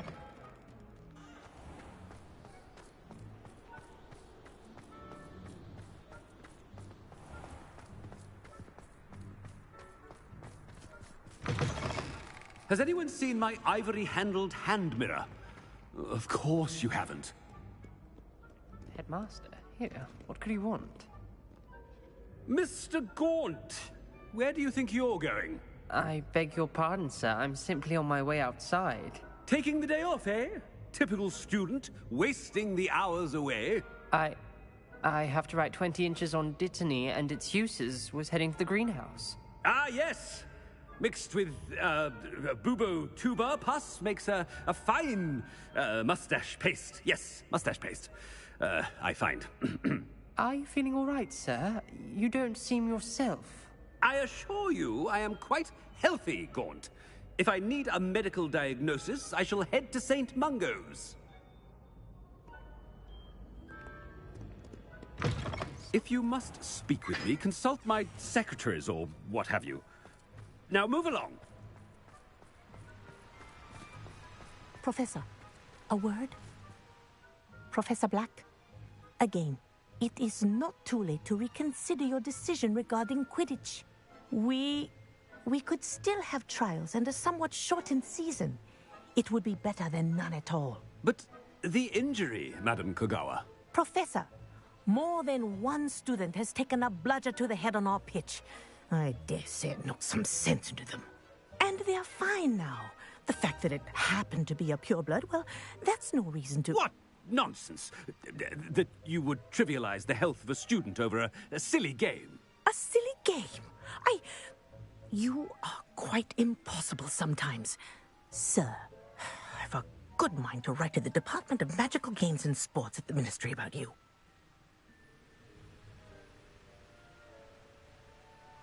Good idea.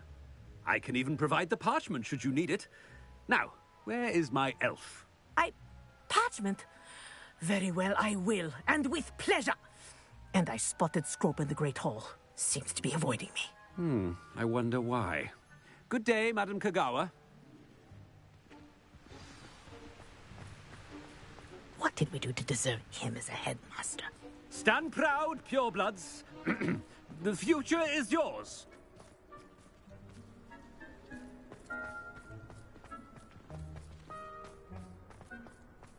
I'd spend the entire day in Hogsmeade if I could. Oh, everybody knows you're the leader. Oh no, it's the headmaster and he's coming this way. Miss Broom, a word. Oh, Professor, this is an interesting surprise. It's Bloom, by the way. Remind me of your area of affinity, Broom. OWLs are swift approaching. Charms, sir. Non-verbal spells. Might work on one that makes me disappear. Well, keep at it, Broom. And before you know it, you'll be as invisible as that new fifth year seems to be. They're not invisible, sir. I've seen them near the library. In fact, they help me with my, heavy books. Speaking of invisible, where's my blasted house elf? Something seems a little off with the headmaster.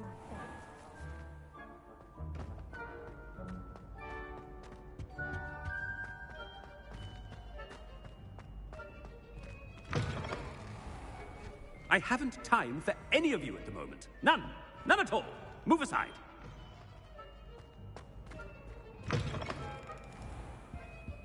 Professor, a word, please. Hello, Professor Black. Ah, Professor Weasley.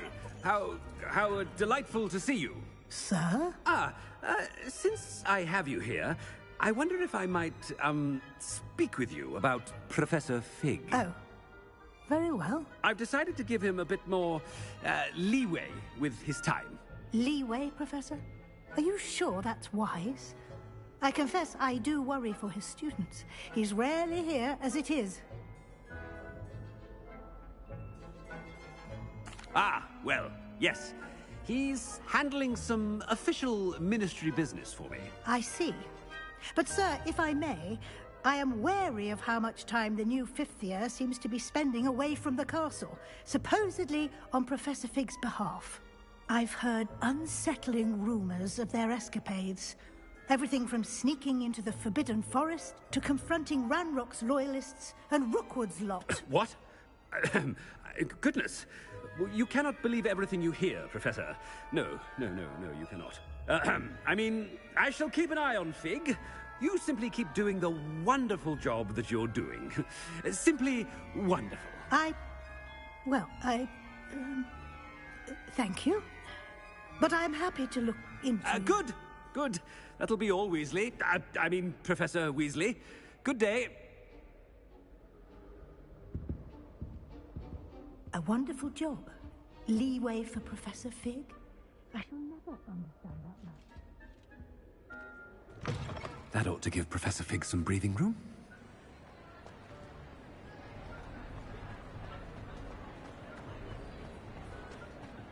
Scrope's as hard a worker as any house elf.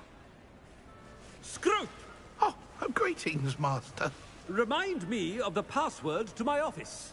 Oh, but Master made Scrope swear never to tell anyone, even Master himself.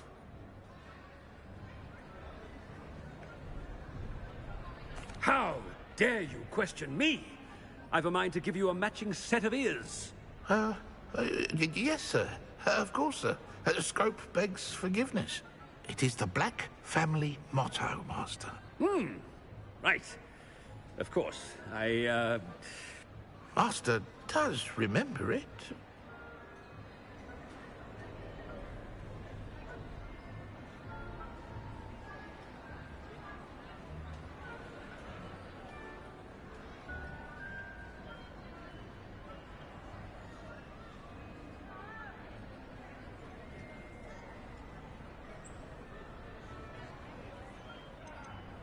It's pure bloods forever, isn't it? Close, Master. Scrope thinks Master is indeed testing Scrope. It is always pure. Obviously. And, of course, as Master knows, in French. Ah, yes, of course. I order you to pronounce it for me. Oh, but Master knows that Scrope's French is most pitiful. Oh, very well. Toujours pur. Ha! Thank you. Never speak of this conversation with me or anyone else. Of course, sir. Scrope shall try his best to keep out of Master's way.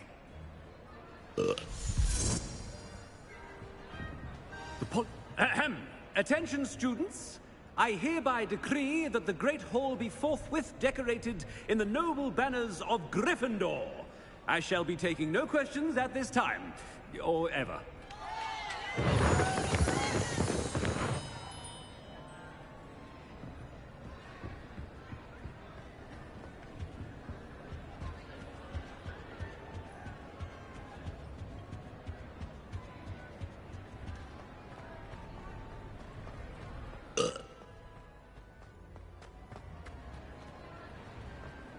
Made it just in time. It's wearing off.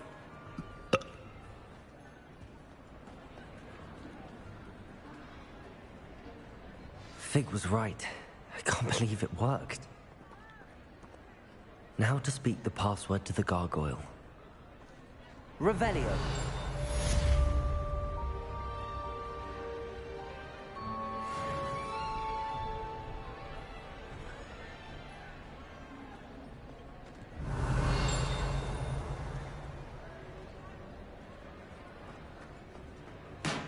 Aloha Mora.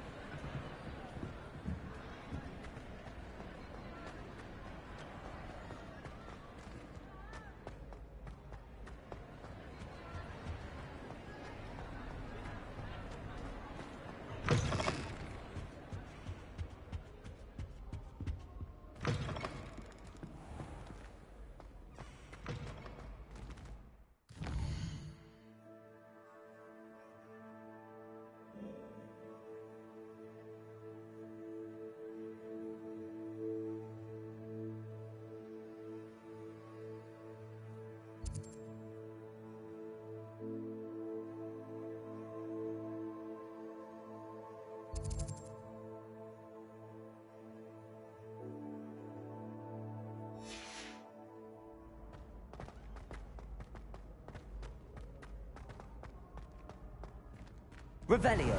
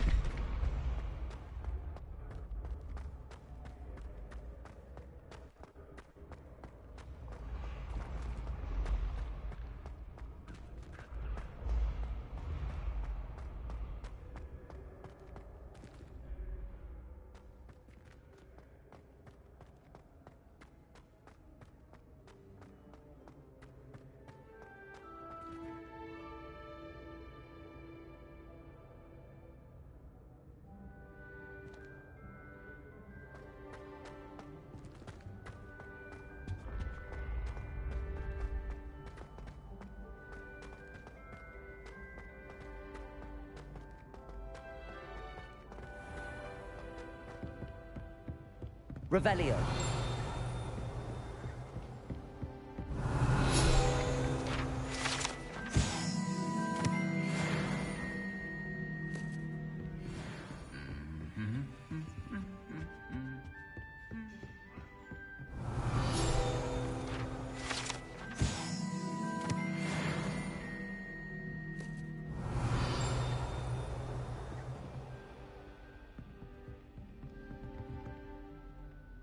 Revelio.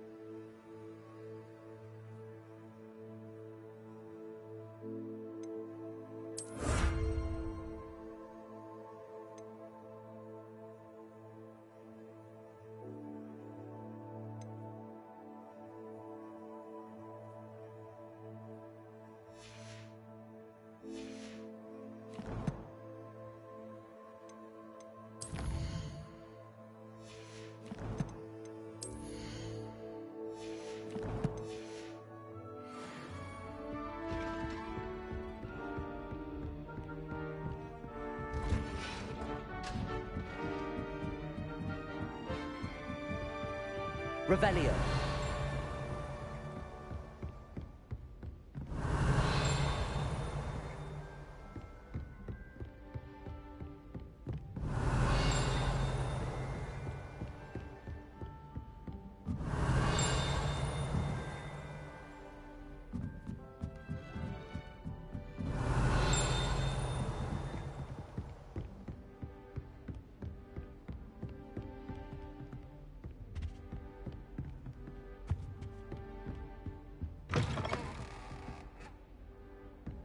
Revelio.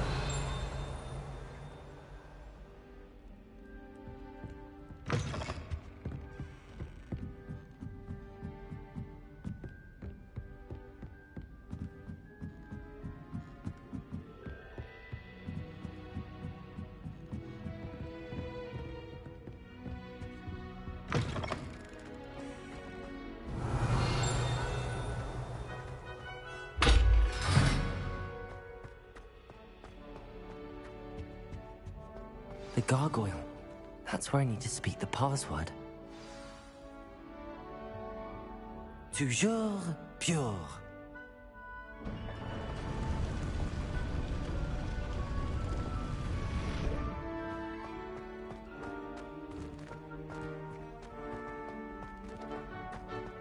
I wonder if all the elite wizarding families have a motto. Revelio.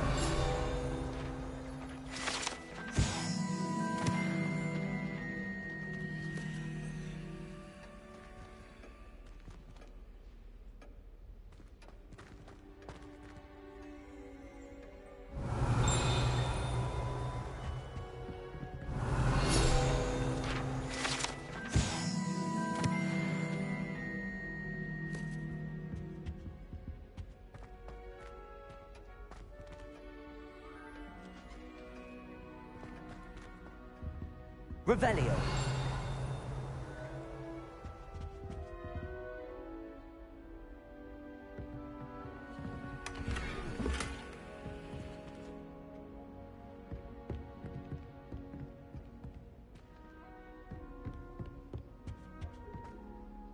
It's good to see you. All thanks to Professor Fig's quick thinking. Now what? Approach the pedestal in the antechamber and read the book that appears. What can I expect to find in the book? A story. I cannot say more. You may recognize some elements of it, as I was inspired by a tale with which many wizarding children are familiar. I suspect there will be more to this than reading a book. Your suspicions are correct. We shall speak when you are finished. Has this been under the headmaster's nose all this time?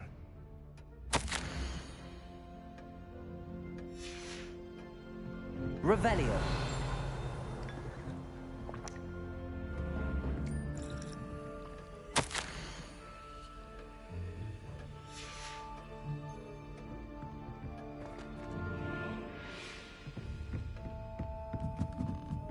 Must be the pedestal.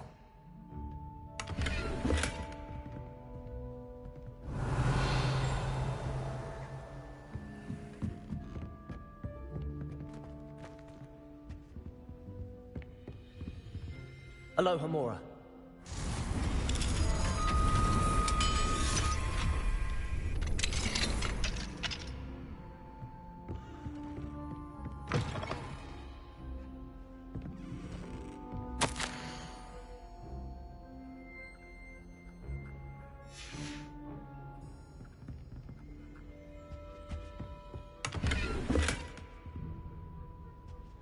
Revelio.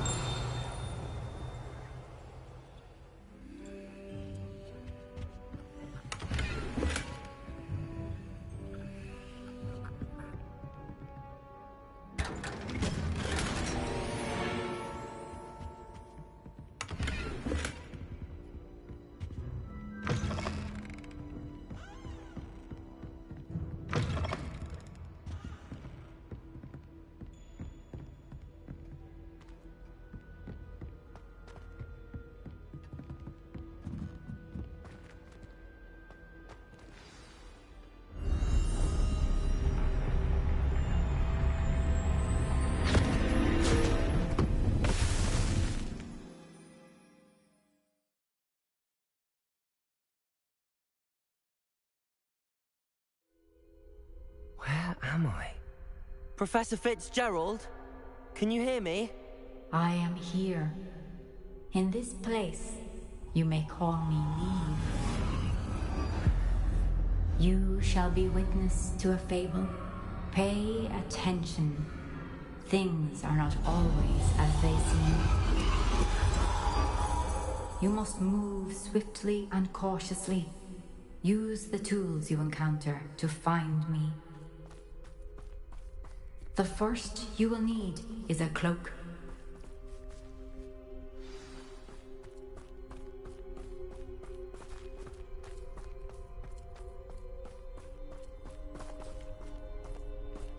In this place, as in life, death takes many forms.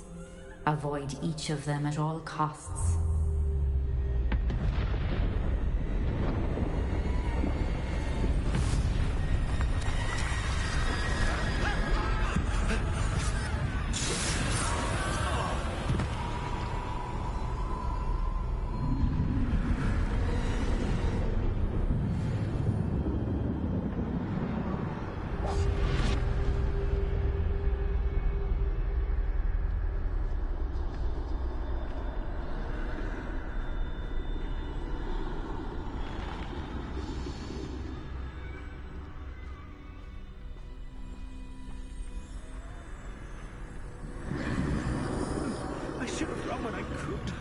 I'd be free by now.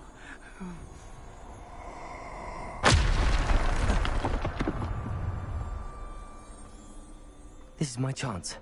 I'm coming, Neve.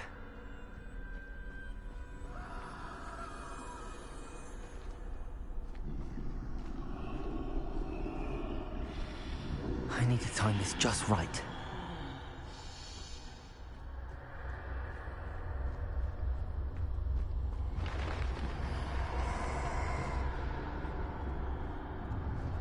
I see. A staircase straight ahead.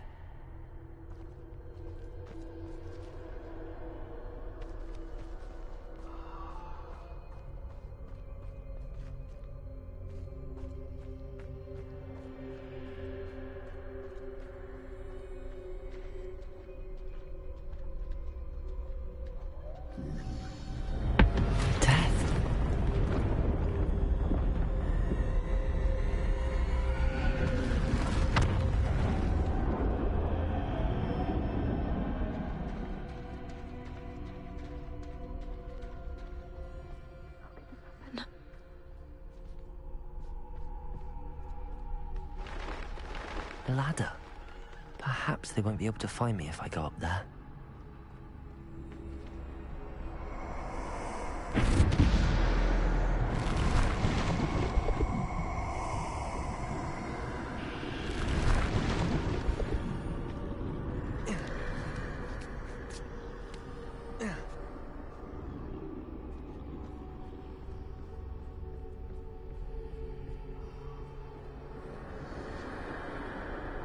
gone. For now. I need to get out of here. Where could Neve be?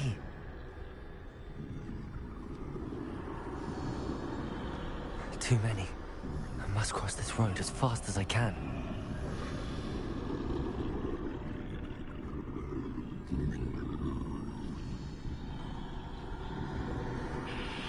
That's where I need to go, but I need to find a way past them.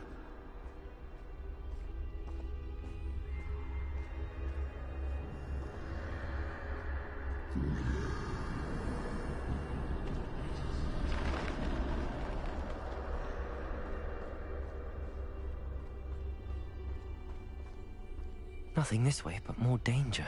There must be another way to find you. I need to turn back. There's no getting past them that way.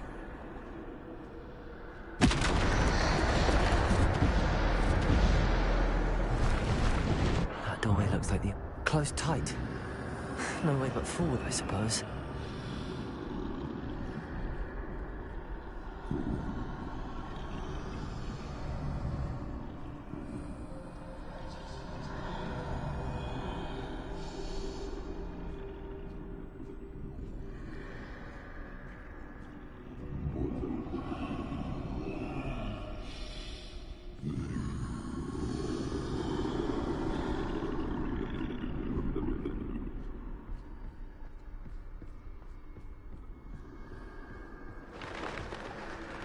Now's my chance. That's the way forward.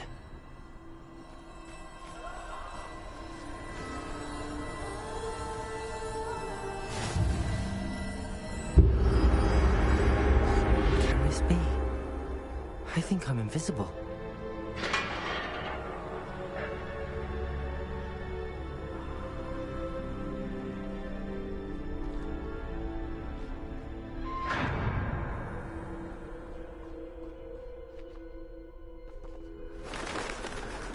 They can't see me at all. I can get closer to them.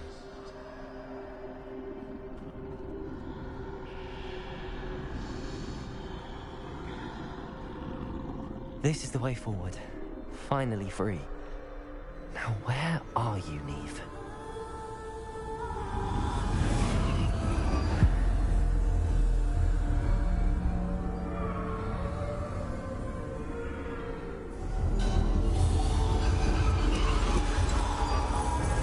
Outrun death thus far, but have yet to find me. Keep searching, but this time you will be unable to hide. Wield the wand you see before you. Do not squander its extraordinary power.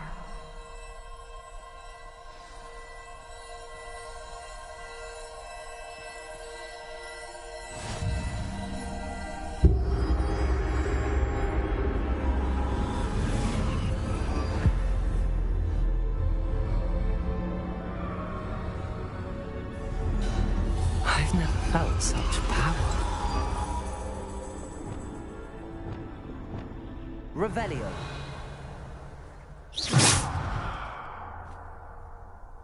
Revelio.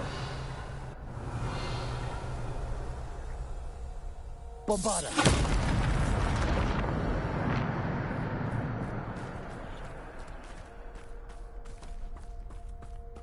Revelio.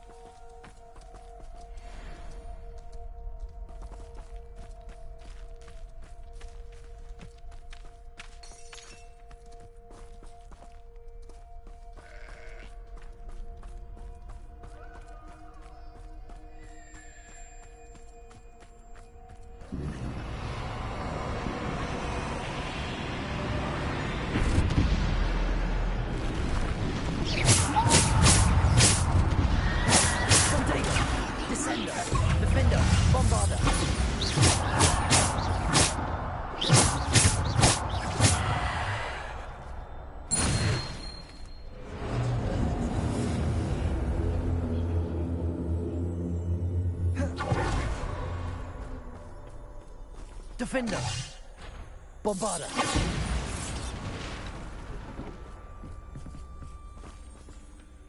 Revelio!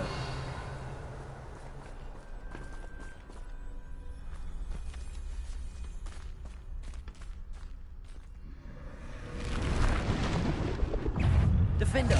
Bombarder!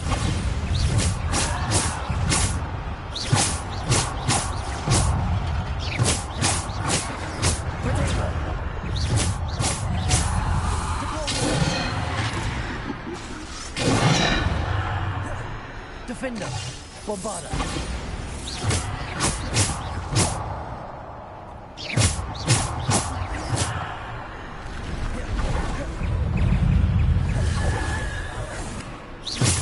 Potato! Stupid one! Depulse! Stupid one! Defender!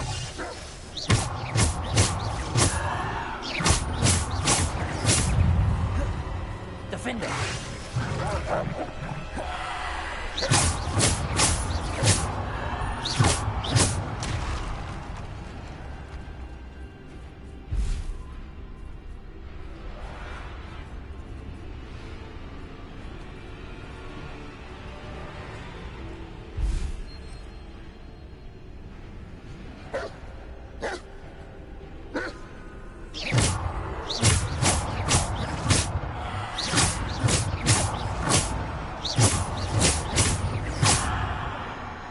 Defender!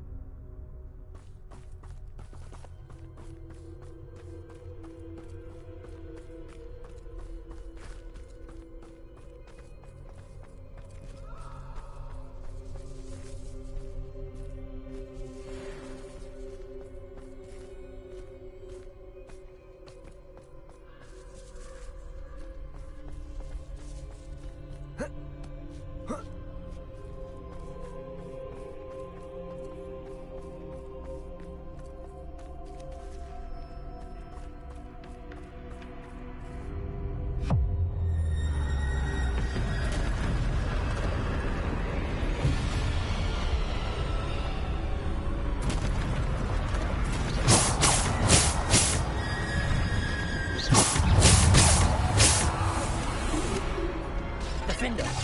Bombarder! Defender! Bombarder! Defender!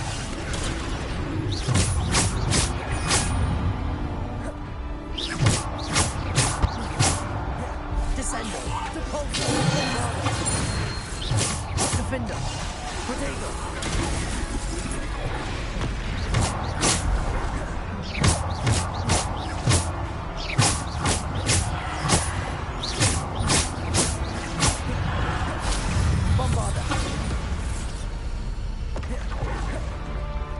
Defender!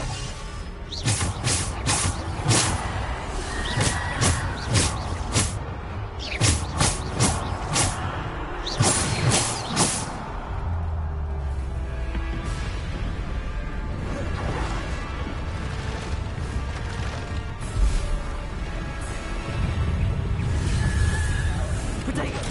Stupid!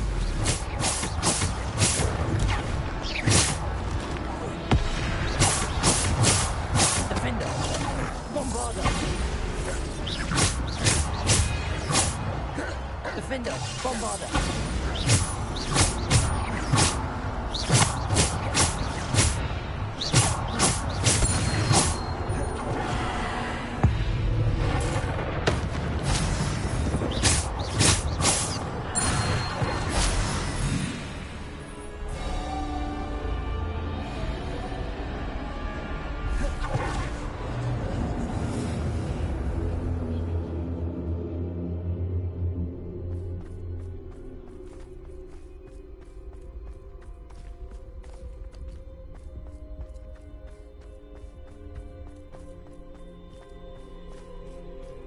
Revelio.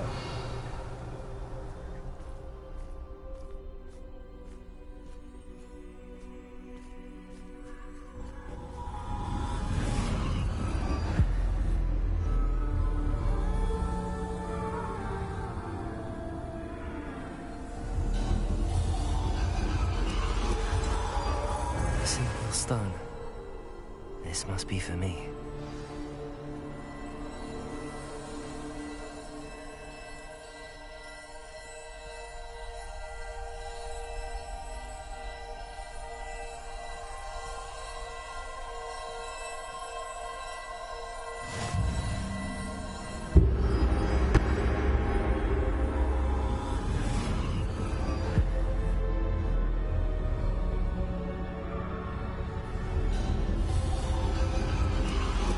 You are far from finished. Pass through the mourners ahead. Nothing is what it seems.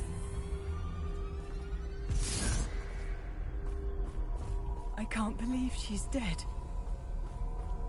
Oh, poor Neve. Gone so young. Let us always honor her memory. We won't be the same without her.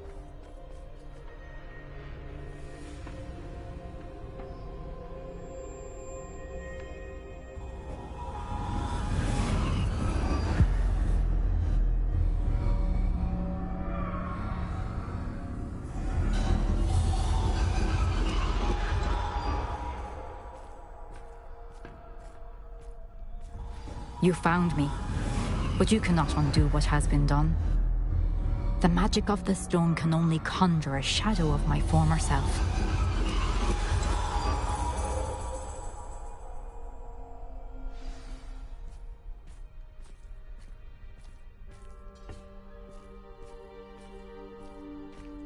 But there is no light without shadow, as there is no shadow without light. Simply because you can eliminate darkness does not always mean that you should.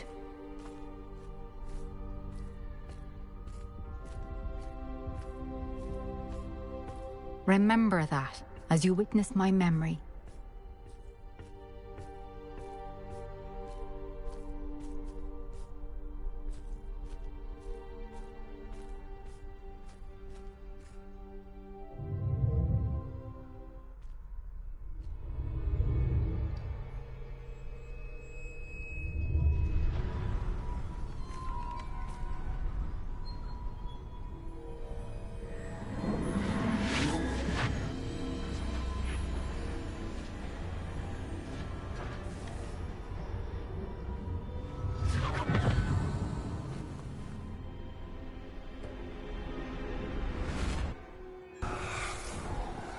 Isadora, what you did for your father was remarkable. Well, wasn't it?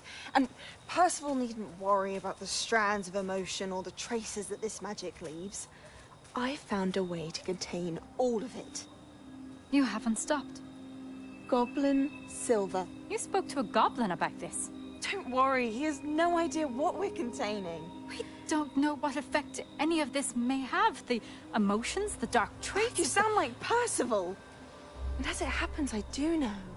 It is a source of strength, of focus. Somehow it enhances my ability to wield magic. I don't follow, Isadora. I think we can harness it. Power like this is not to be toyed with. In the wrong hands, You saw what I did for my father.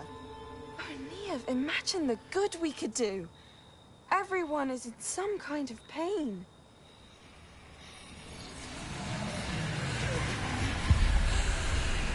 What are you doing?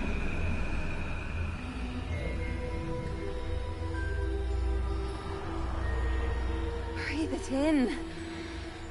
Can you feel it? Oh, Isadora. This must stop. All of it. You've kept this power to yourselves for so long because you fear it. I choose to embrace it.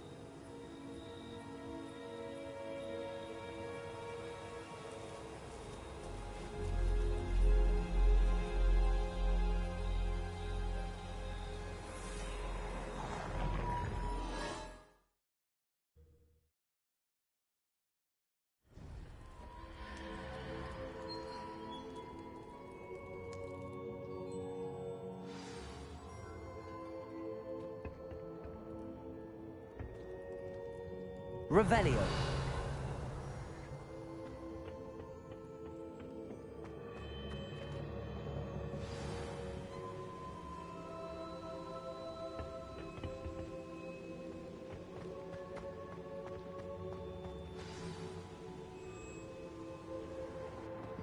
Is it true?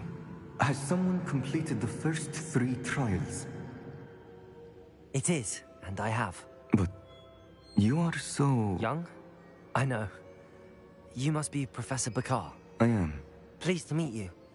The pensive memory I just witnessed, was Isadora inhaling painful emotions? She was.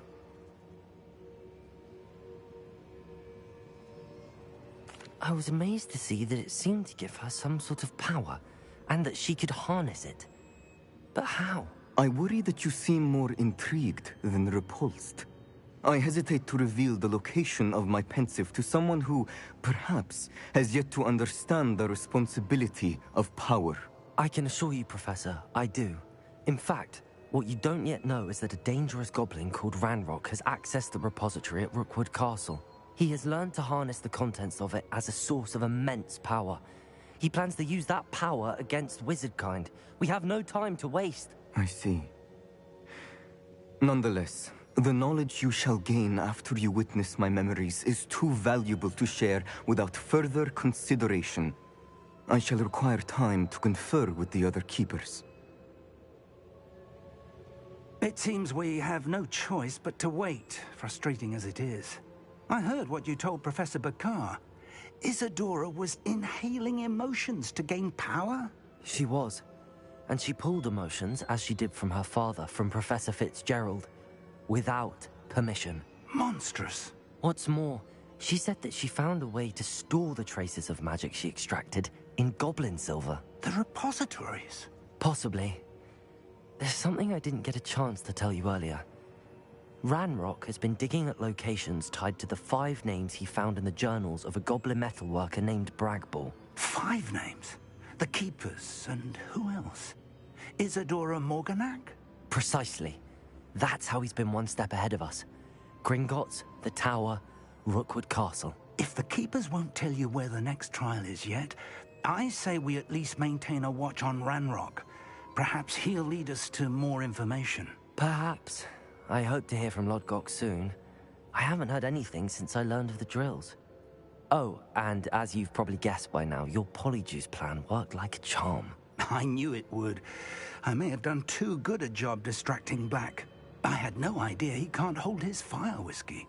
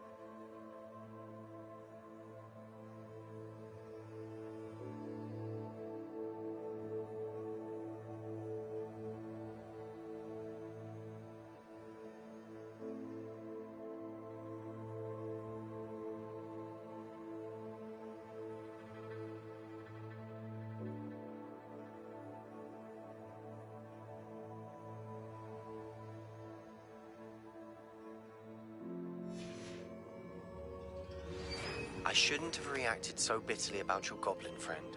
I apologize. I hope we can finish what we started with the triptych. Please meet me at the southern coast. We can search for the final canvas piece.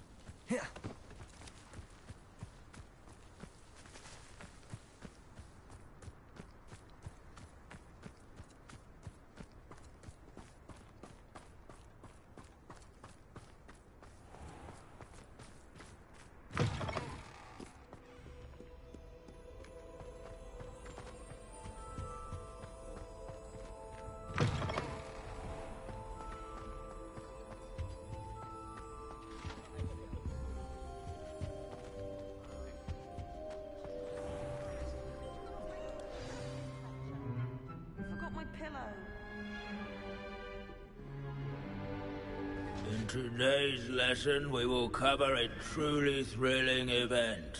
The Goblin Rebellion of 1752 and all its triumphant tragedy.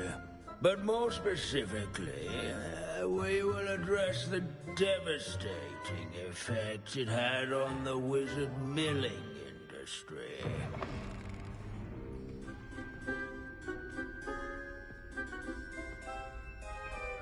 Actually, we do know the number. 632. But history occurs outside the classroom. And look, it's time for my constitutional. One can practically osmose the history flowing through Hogwarts. I think the professor wants us to follow him. And now for a stroll to the bell tower entrance hall. Along with the rest of the castle, it was completed in the early Middle Ages. The hall and the bell towers that loom above it contain myriad interesting artifacts.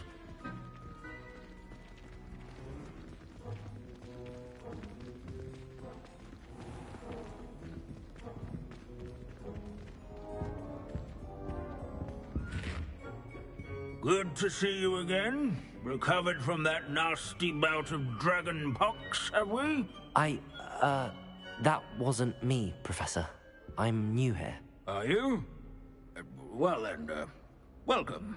No doubt you're eagerly anticipating my analysis of various wizarding councils, codes, statutes, and of course, goblin rebellions. Not all goblins are rebellious. Some venture into wizarding politics, such as Irgit the Ugly. Some are talented artisans, such as Bragbor the Boastful. Did you say Bragbor? I think I know that name. Well known for his metalwork. I would imagine much of his goblin-wrought iron and silver has survived to this very day. Oh, of course. Odgok said he was an ancestor of Ranrock.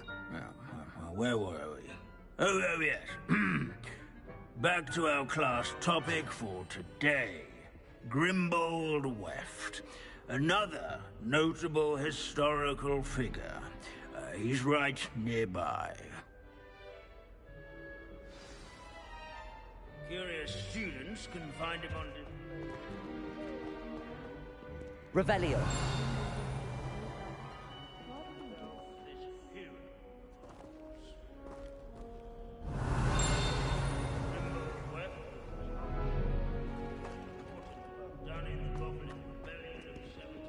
These bits of broom are all that's left of a witch called Celine Wartnobby. Rumour has it, she was demonstrating her experimental lunar apparition charm. She was never seen again. Perhaps you could prove it. Oh yes, I see you found Grimbold Weft. Yes, I rather enjoyed seeking him out. The thrill of the scholarly pursuit. I know the feeling quite well. Now, let's turn our attention to the agreeability and general good nature of Sir Aphbuttle. He's also nearby. See what you can learn from him for your next assignment. Standing in eternal but symbolic watch over the bell tower is a retinue of loyal knights, or rather, statues of knights, I should clarify. Revelio. Keen-eyed students will spot the statue of Sir Aphbuttle of the cheerful countenance nestled Sir among Skagglethorpe the ranks. Heedless once challenged a mountain troll to a game of musical chairs. Care to guess who won? Opposed in single combat, nor by slaying bloodthirsty dragons, rather in training yards and sculleries. Where his warm and approachable demeanor This is a was centuries-old celebrated by likeness old of friends Pangadon. and new Fearless mouse hunter and devoted. People always love their pets.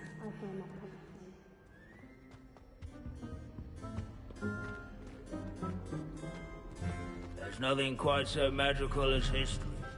Professor Binns, I found the statue of Sir Afpuddle. Ah, well done. Alas, Sir Afpuddle's affability was his undoing. Died instantly trying to befriend a basilisk. Eye contact is not always to be encouraged. So beloved was he that even some goblins mourned his passing. Of course, that did not bode well with the rest of the goblins, most of whom could not abide mourning the loss of a wizard. Pity goblins and wizards can't get along. True. But imagine how dull my lectures would be without goblin rebellions to discuss. History does tend to repeat. It is a series of patterns, a thought both comforting and disconcerting. The wise student, such as yourself, will learn from it.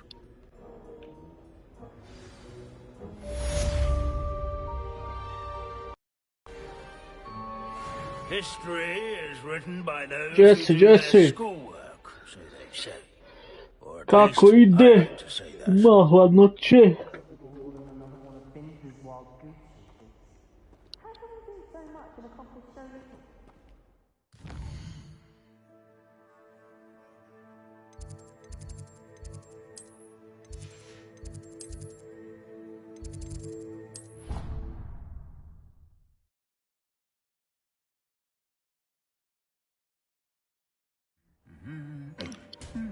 Tresemo se ko kafe aparat.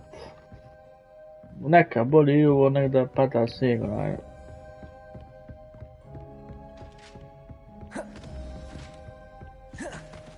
Ljepše igrat igrice kad je hladno. Revelio.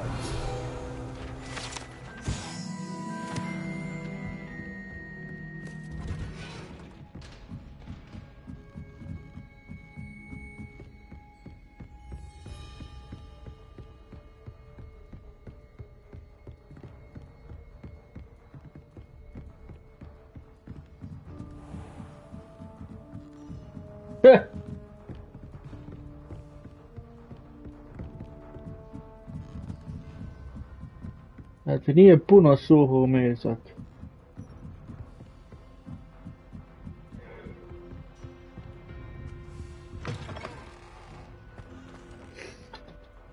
Ja sam skoro uzeo zarebicu. Dole u Belamionixu kod Semića, gotovo 50 maraka. Uzeli kilu i nešto, vrata jest dobro. Ono trebaš proba ako nisi. Jest da je skupo, a brate...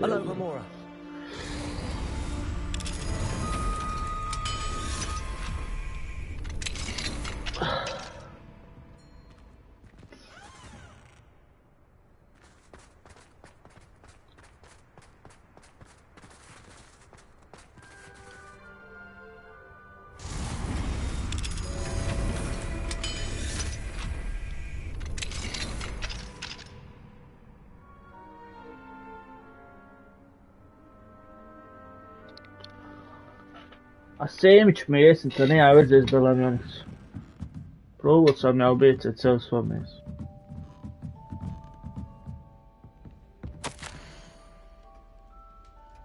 Nema veze s Belamionixom, oni ti daju račun na mesnici.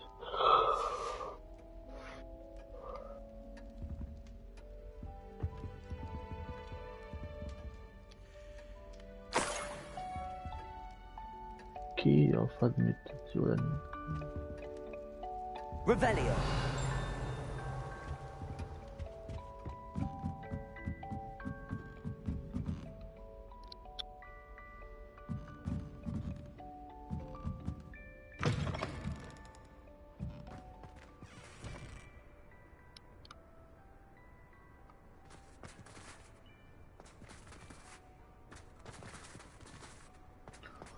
Ma vjerovatno te ne zna, ja i mati smo njega kupovali gore dok je još bio kod Melajna radio. On meni zesetan iza. Ne daje minute. Što prodaje.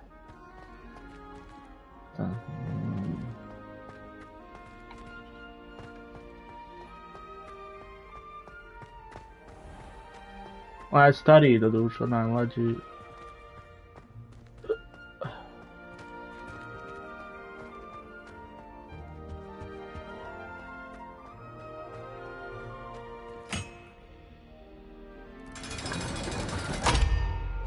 Ma on je tek počeo raditi.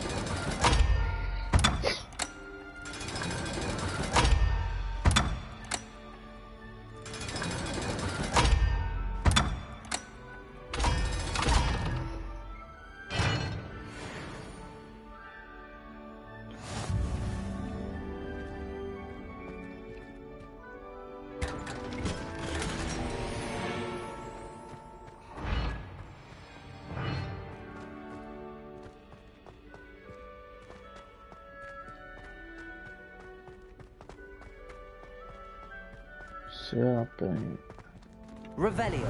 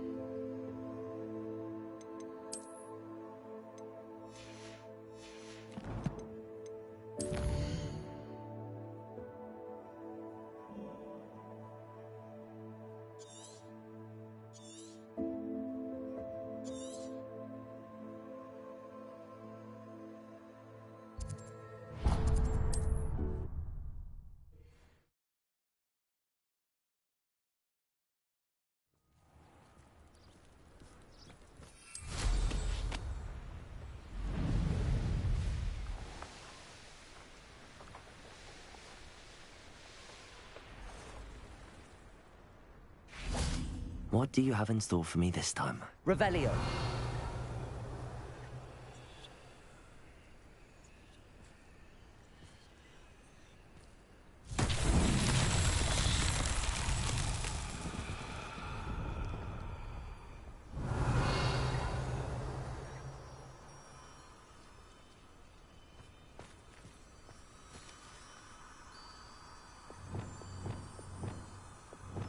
Lumos.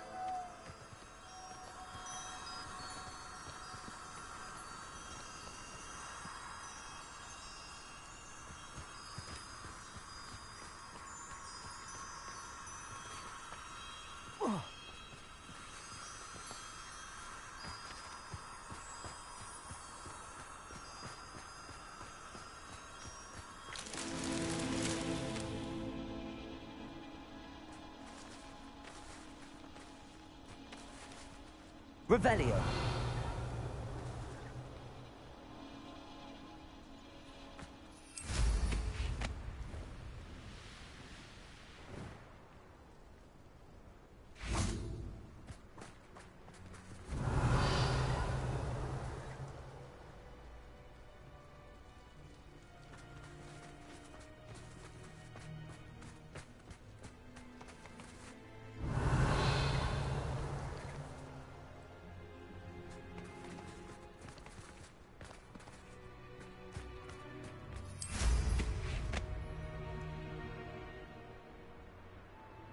Revelio.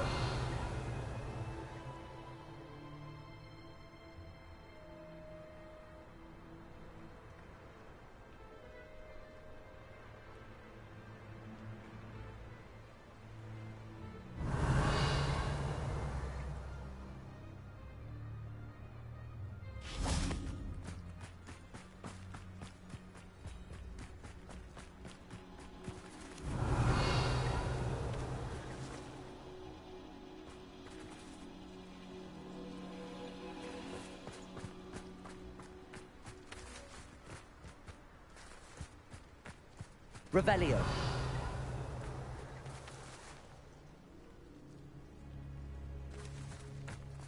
Rally behind strength and you can't go wrong. When minds stand behind wings and castles.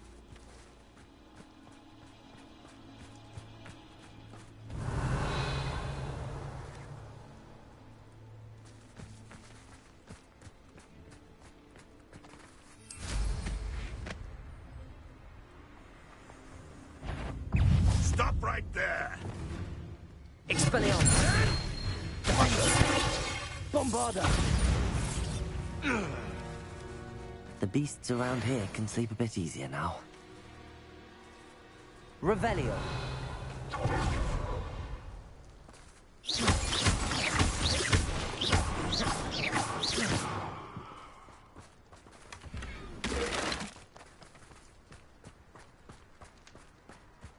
Revelio.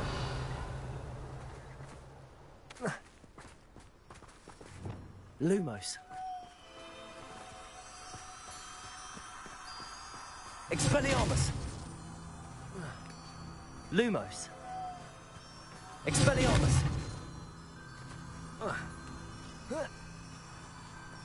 Lumos.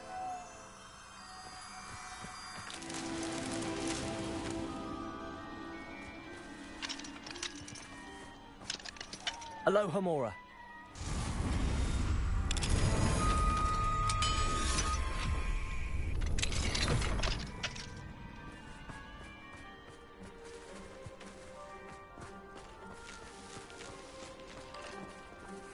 Revelio.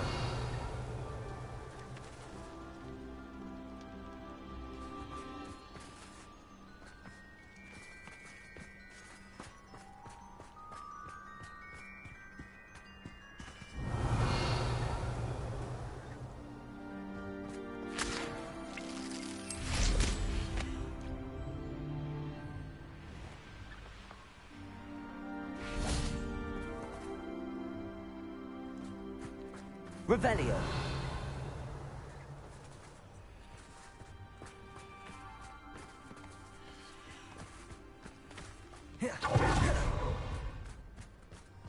Lumos.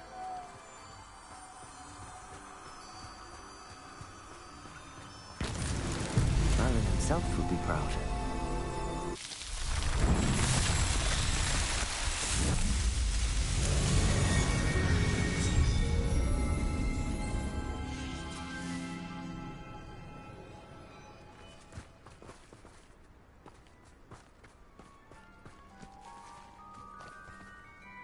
Revelio.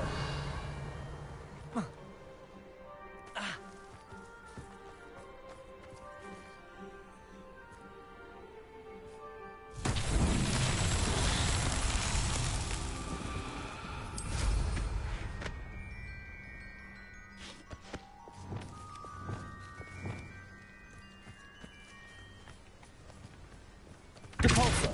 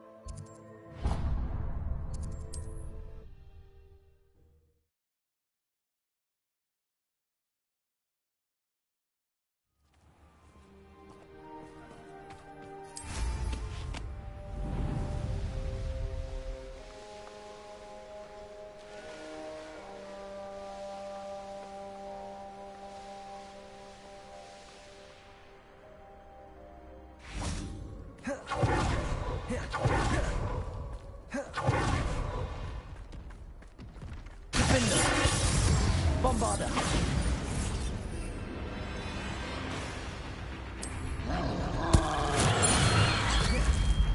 Expelliarmus. Confringo. Protego.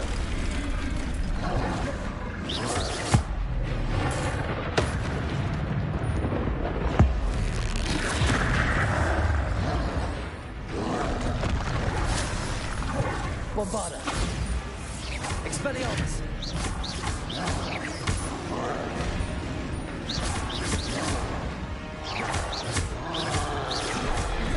Protego. Bombarda.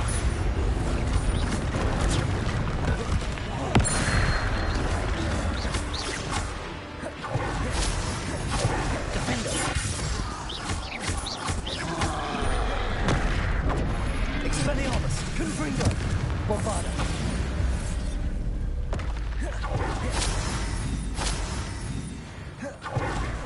Revelio.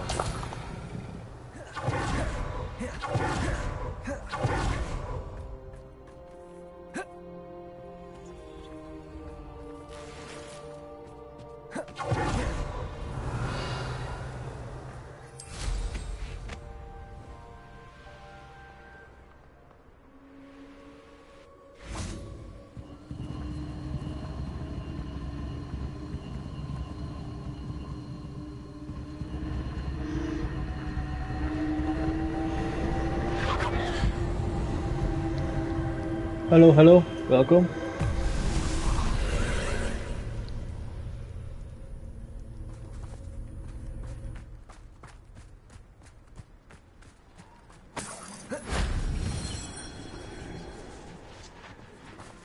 Revelio.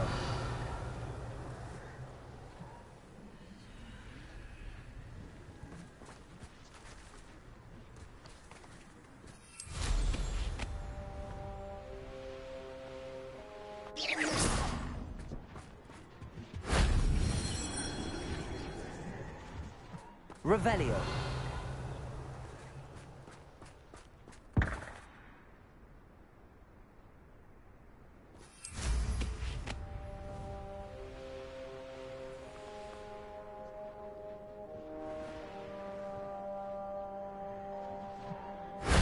If only Professor Fig could have seen that.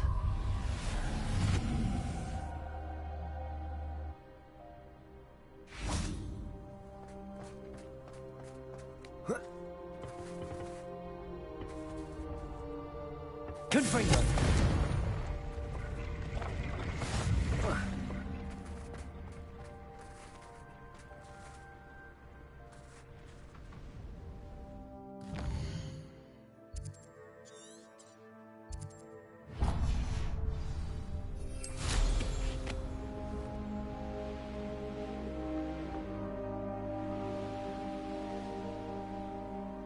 I know what that means.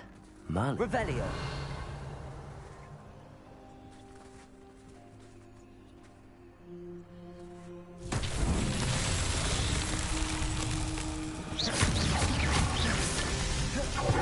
Revelio.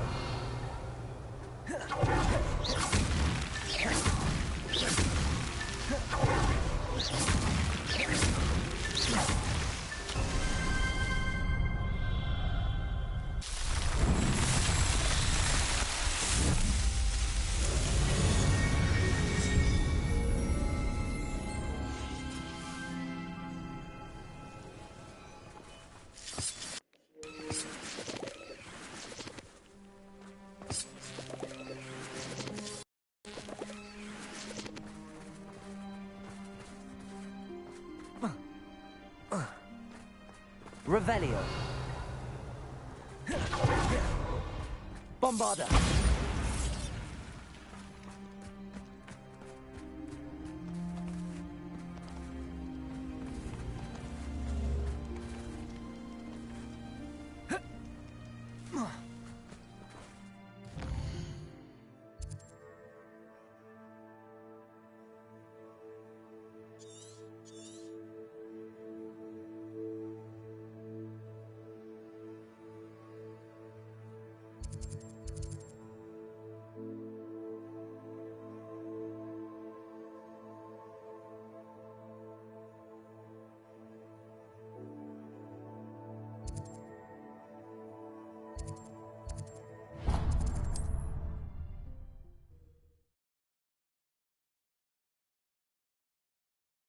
What are you up to now?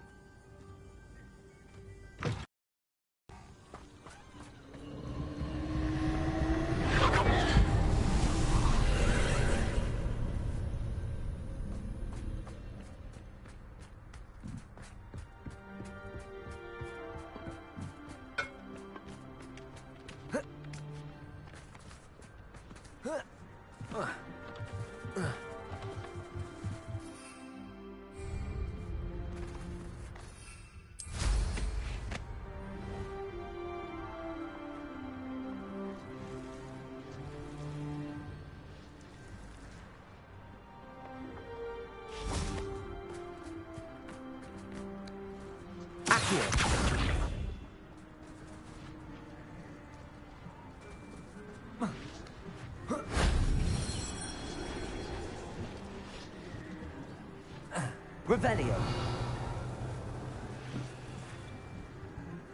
Accio.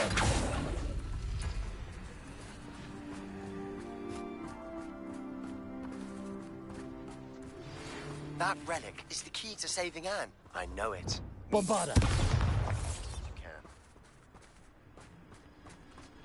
Revelio.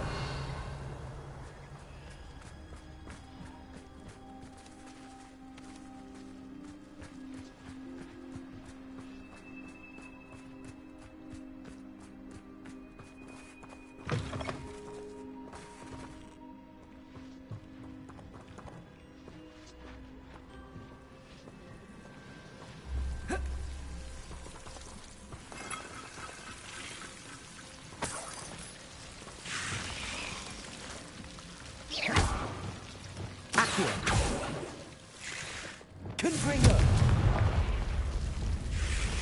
Accio.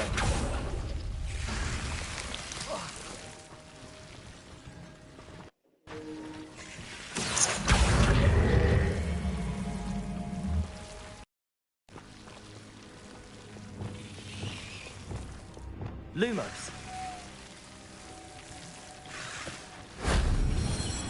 Glacius. Lumos.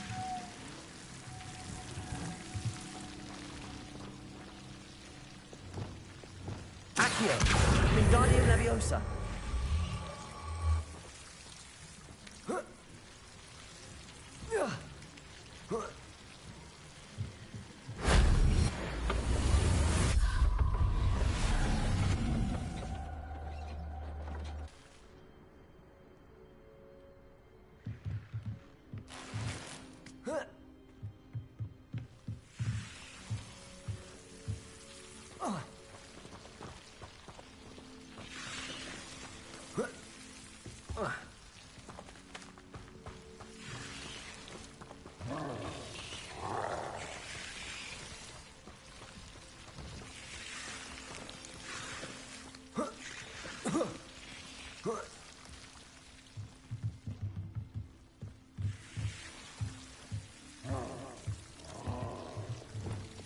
Bombarda!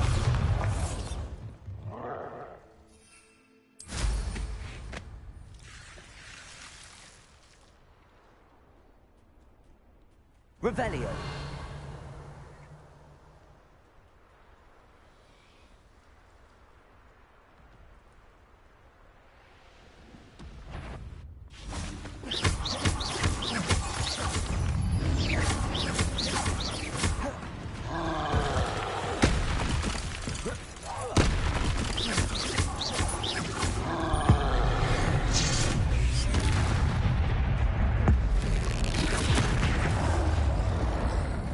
Expelliarmus. Protego. Flipendo. Depulso.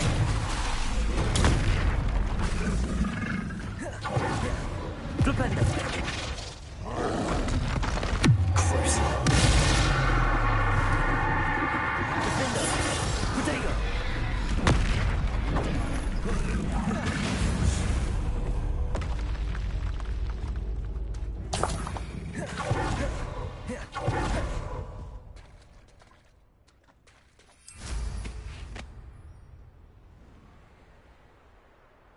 Knowing a meat, he's likely studied here.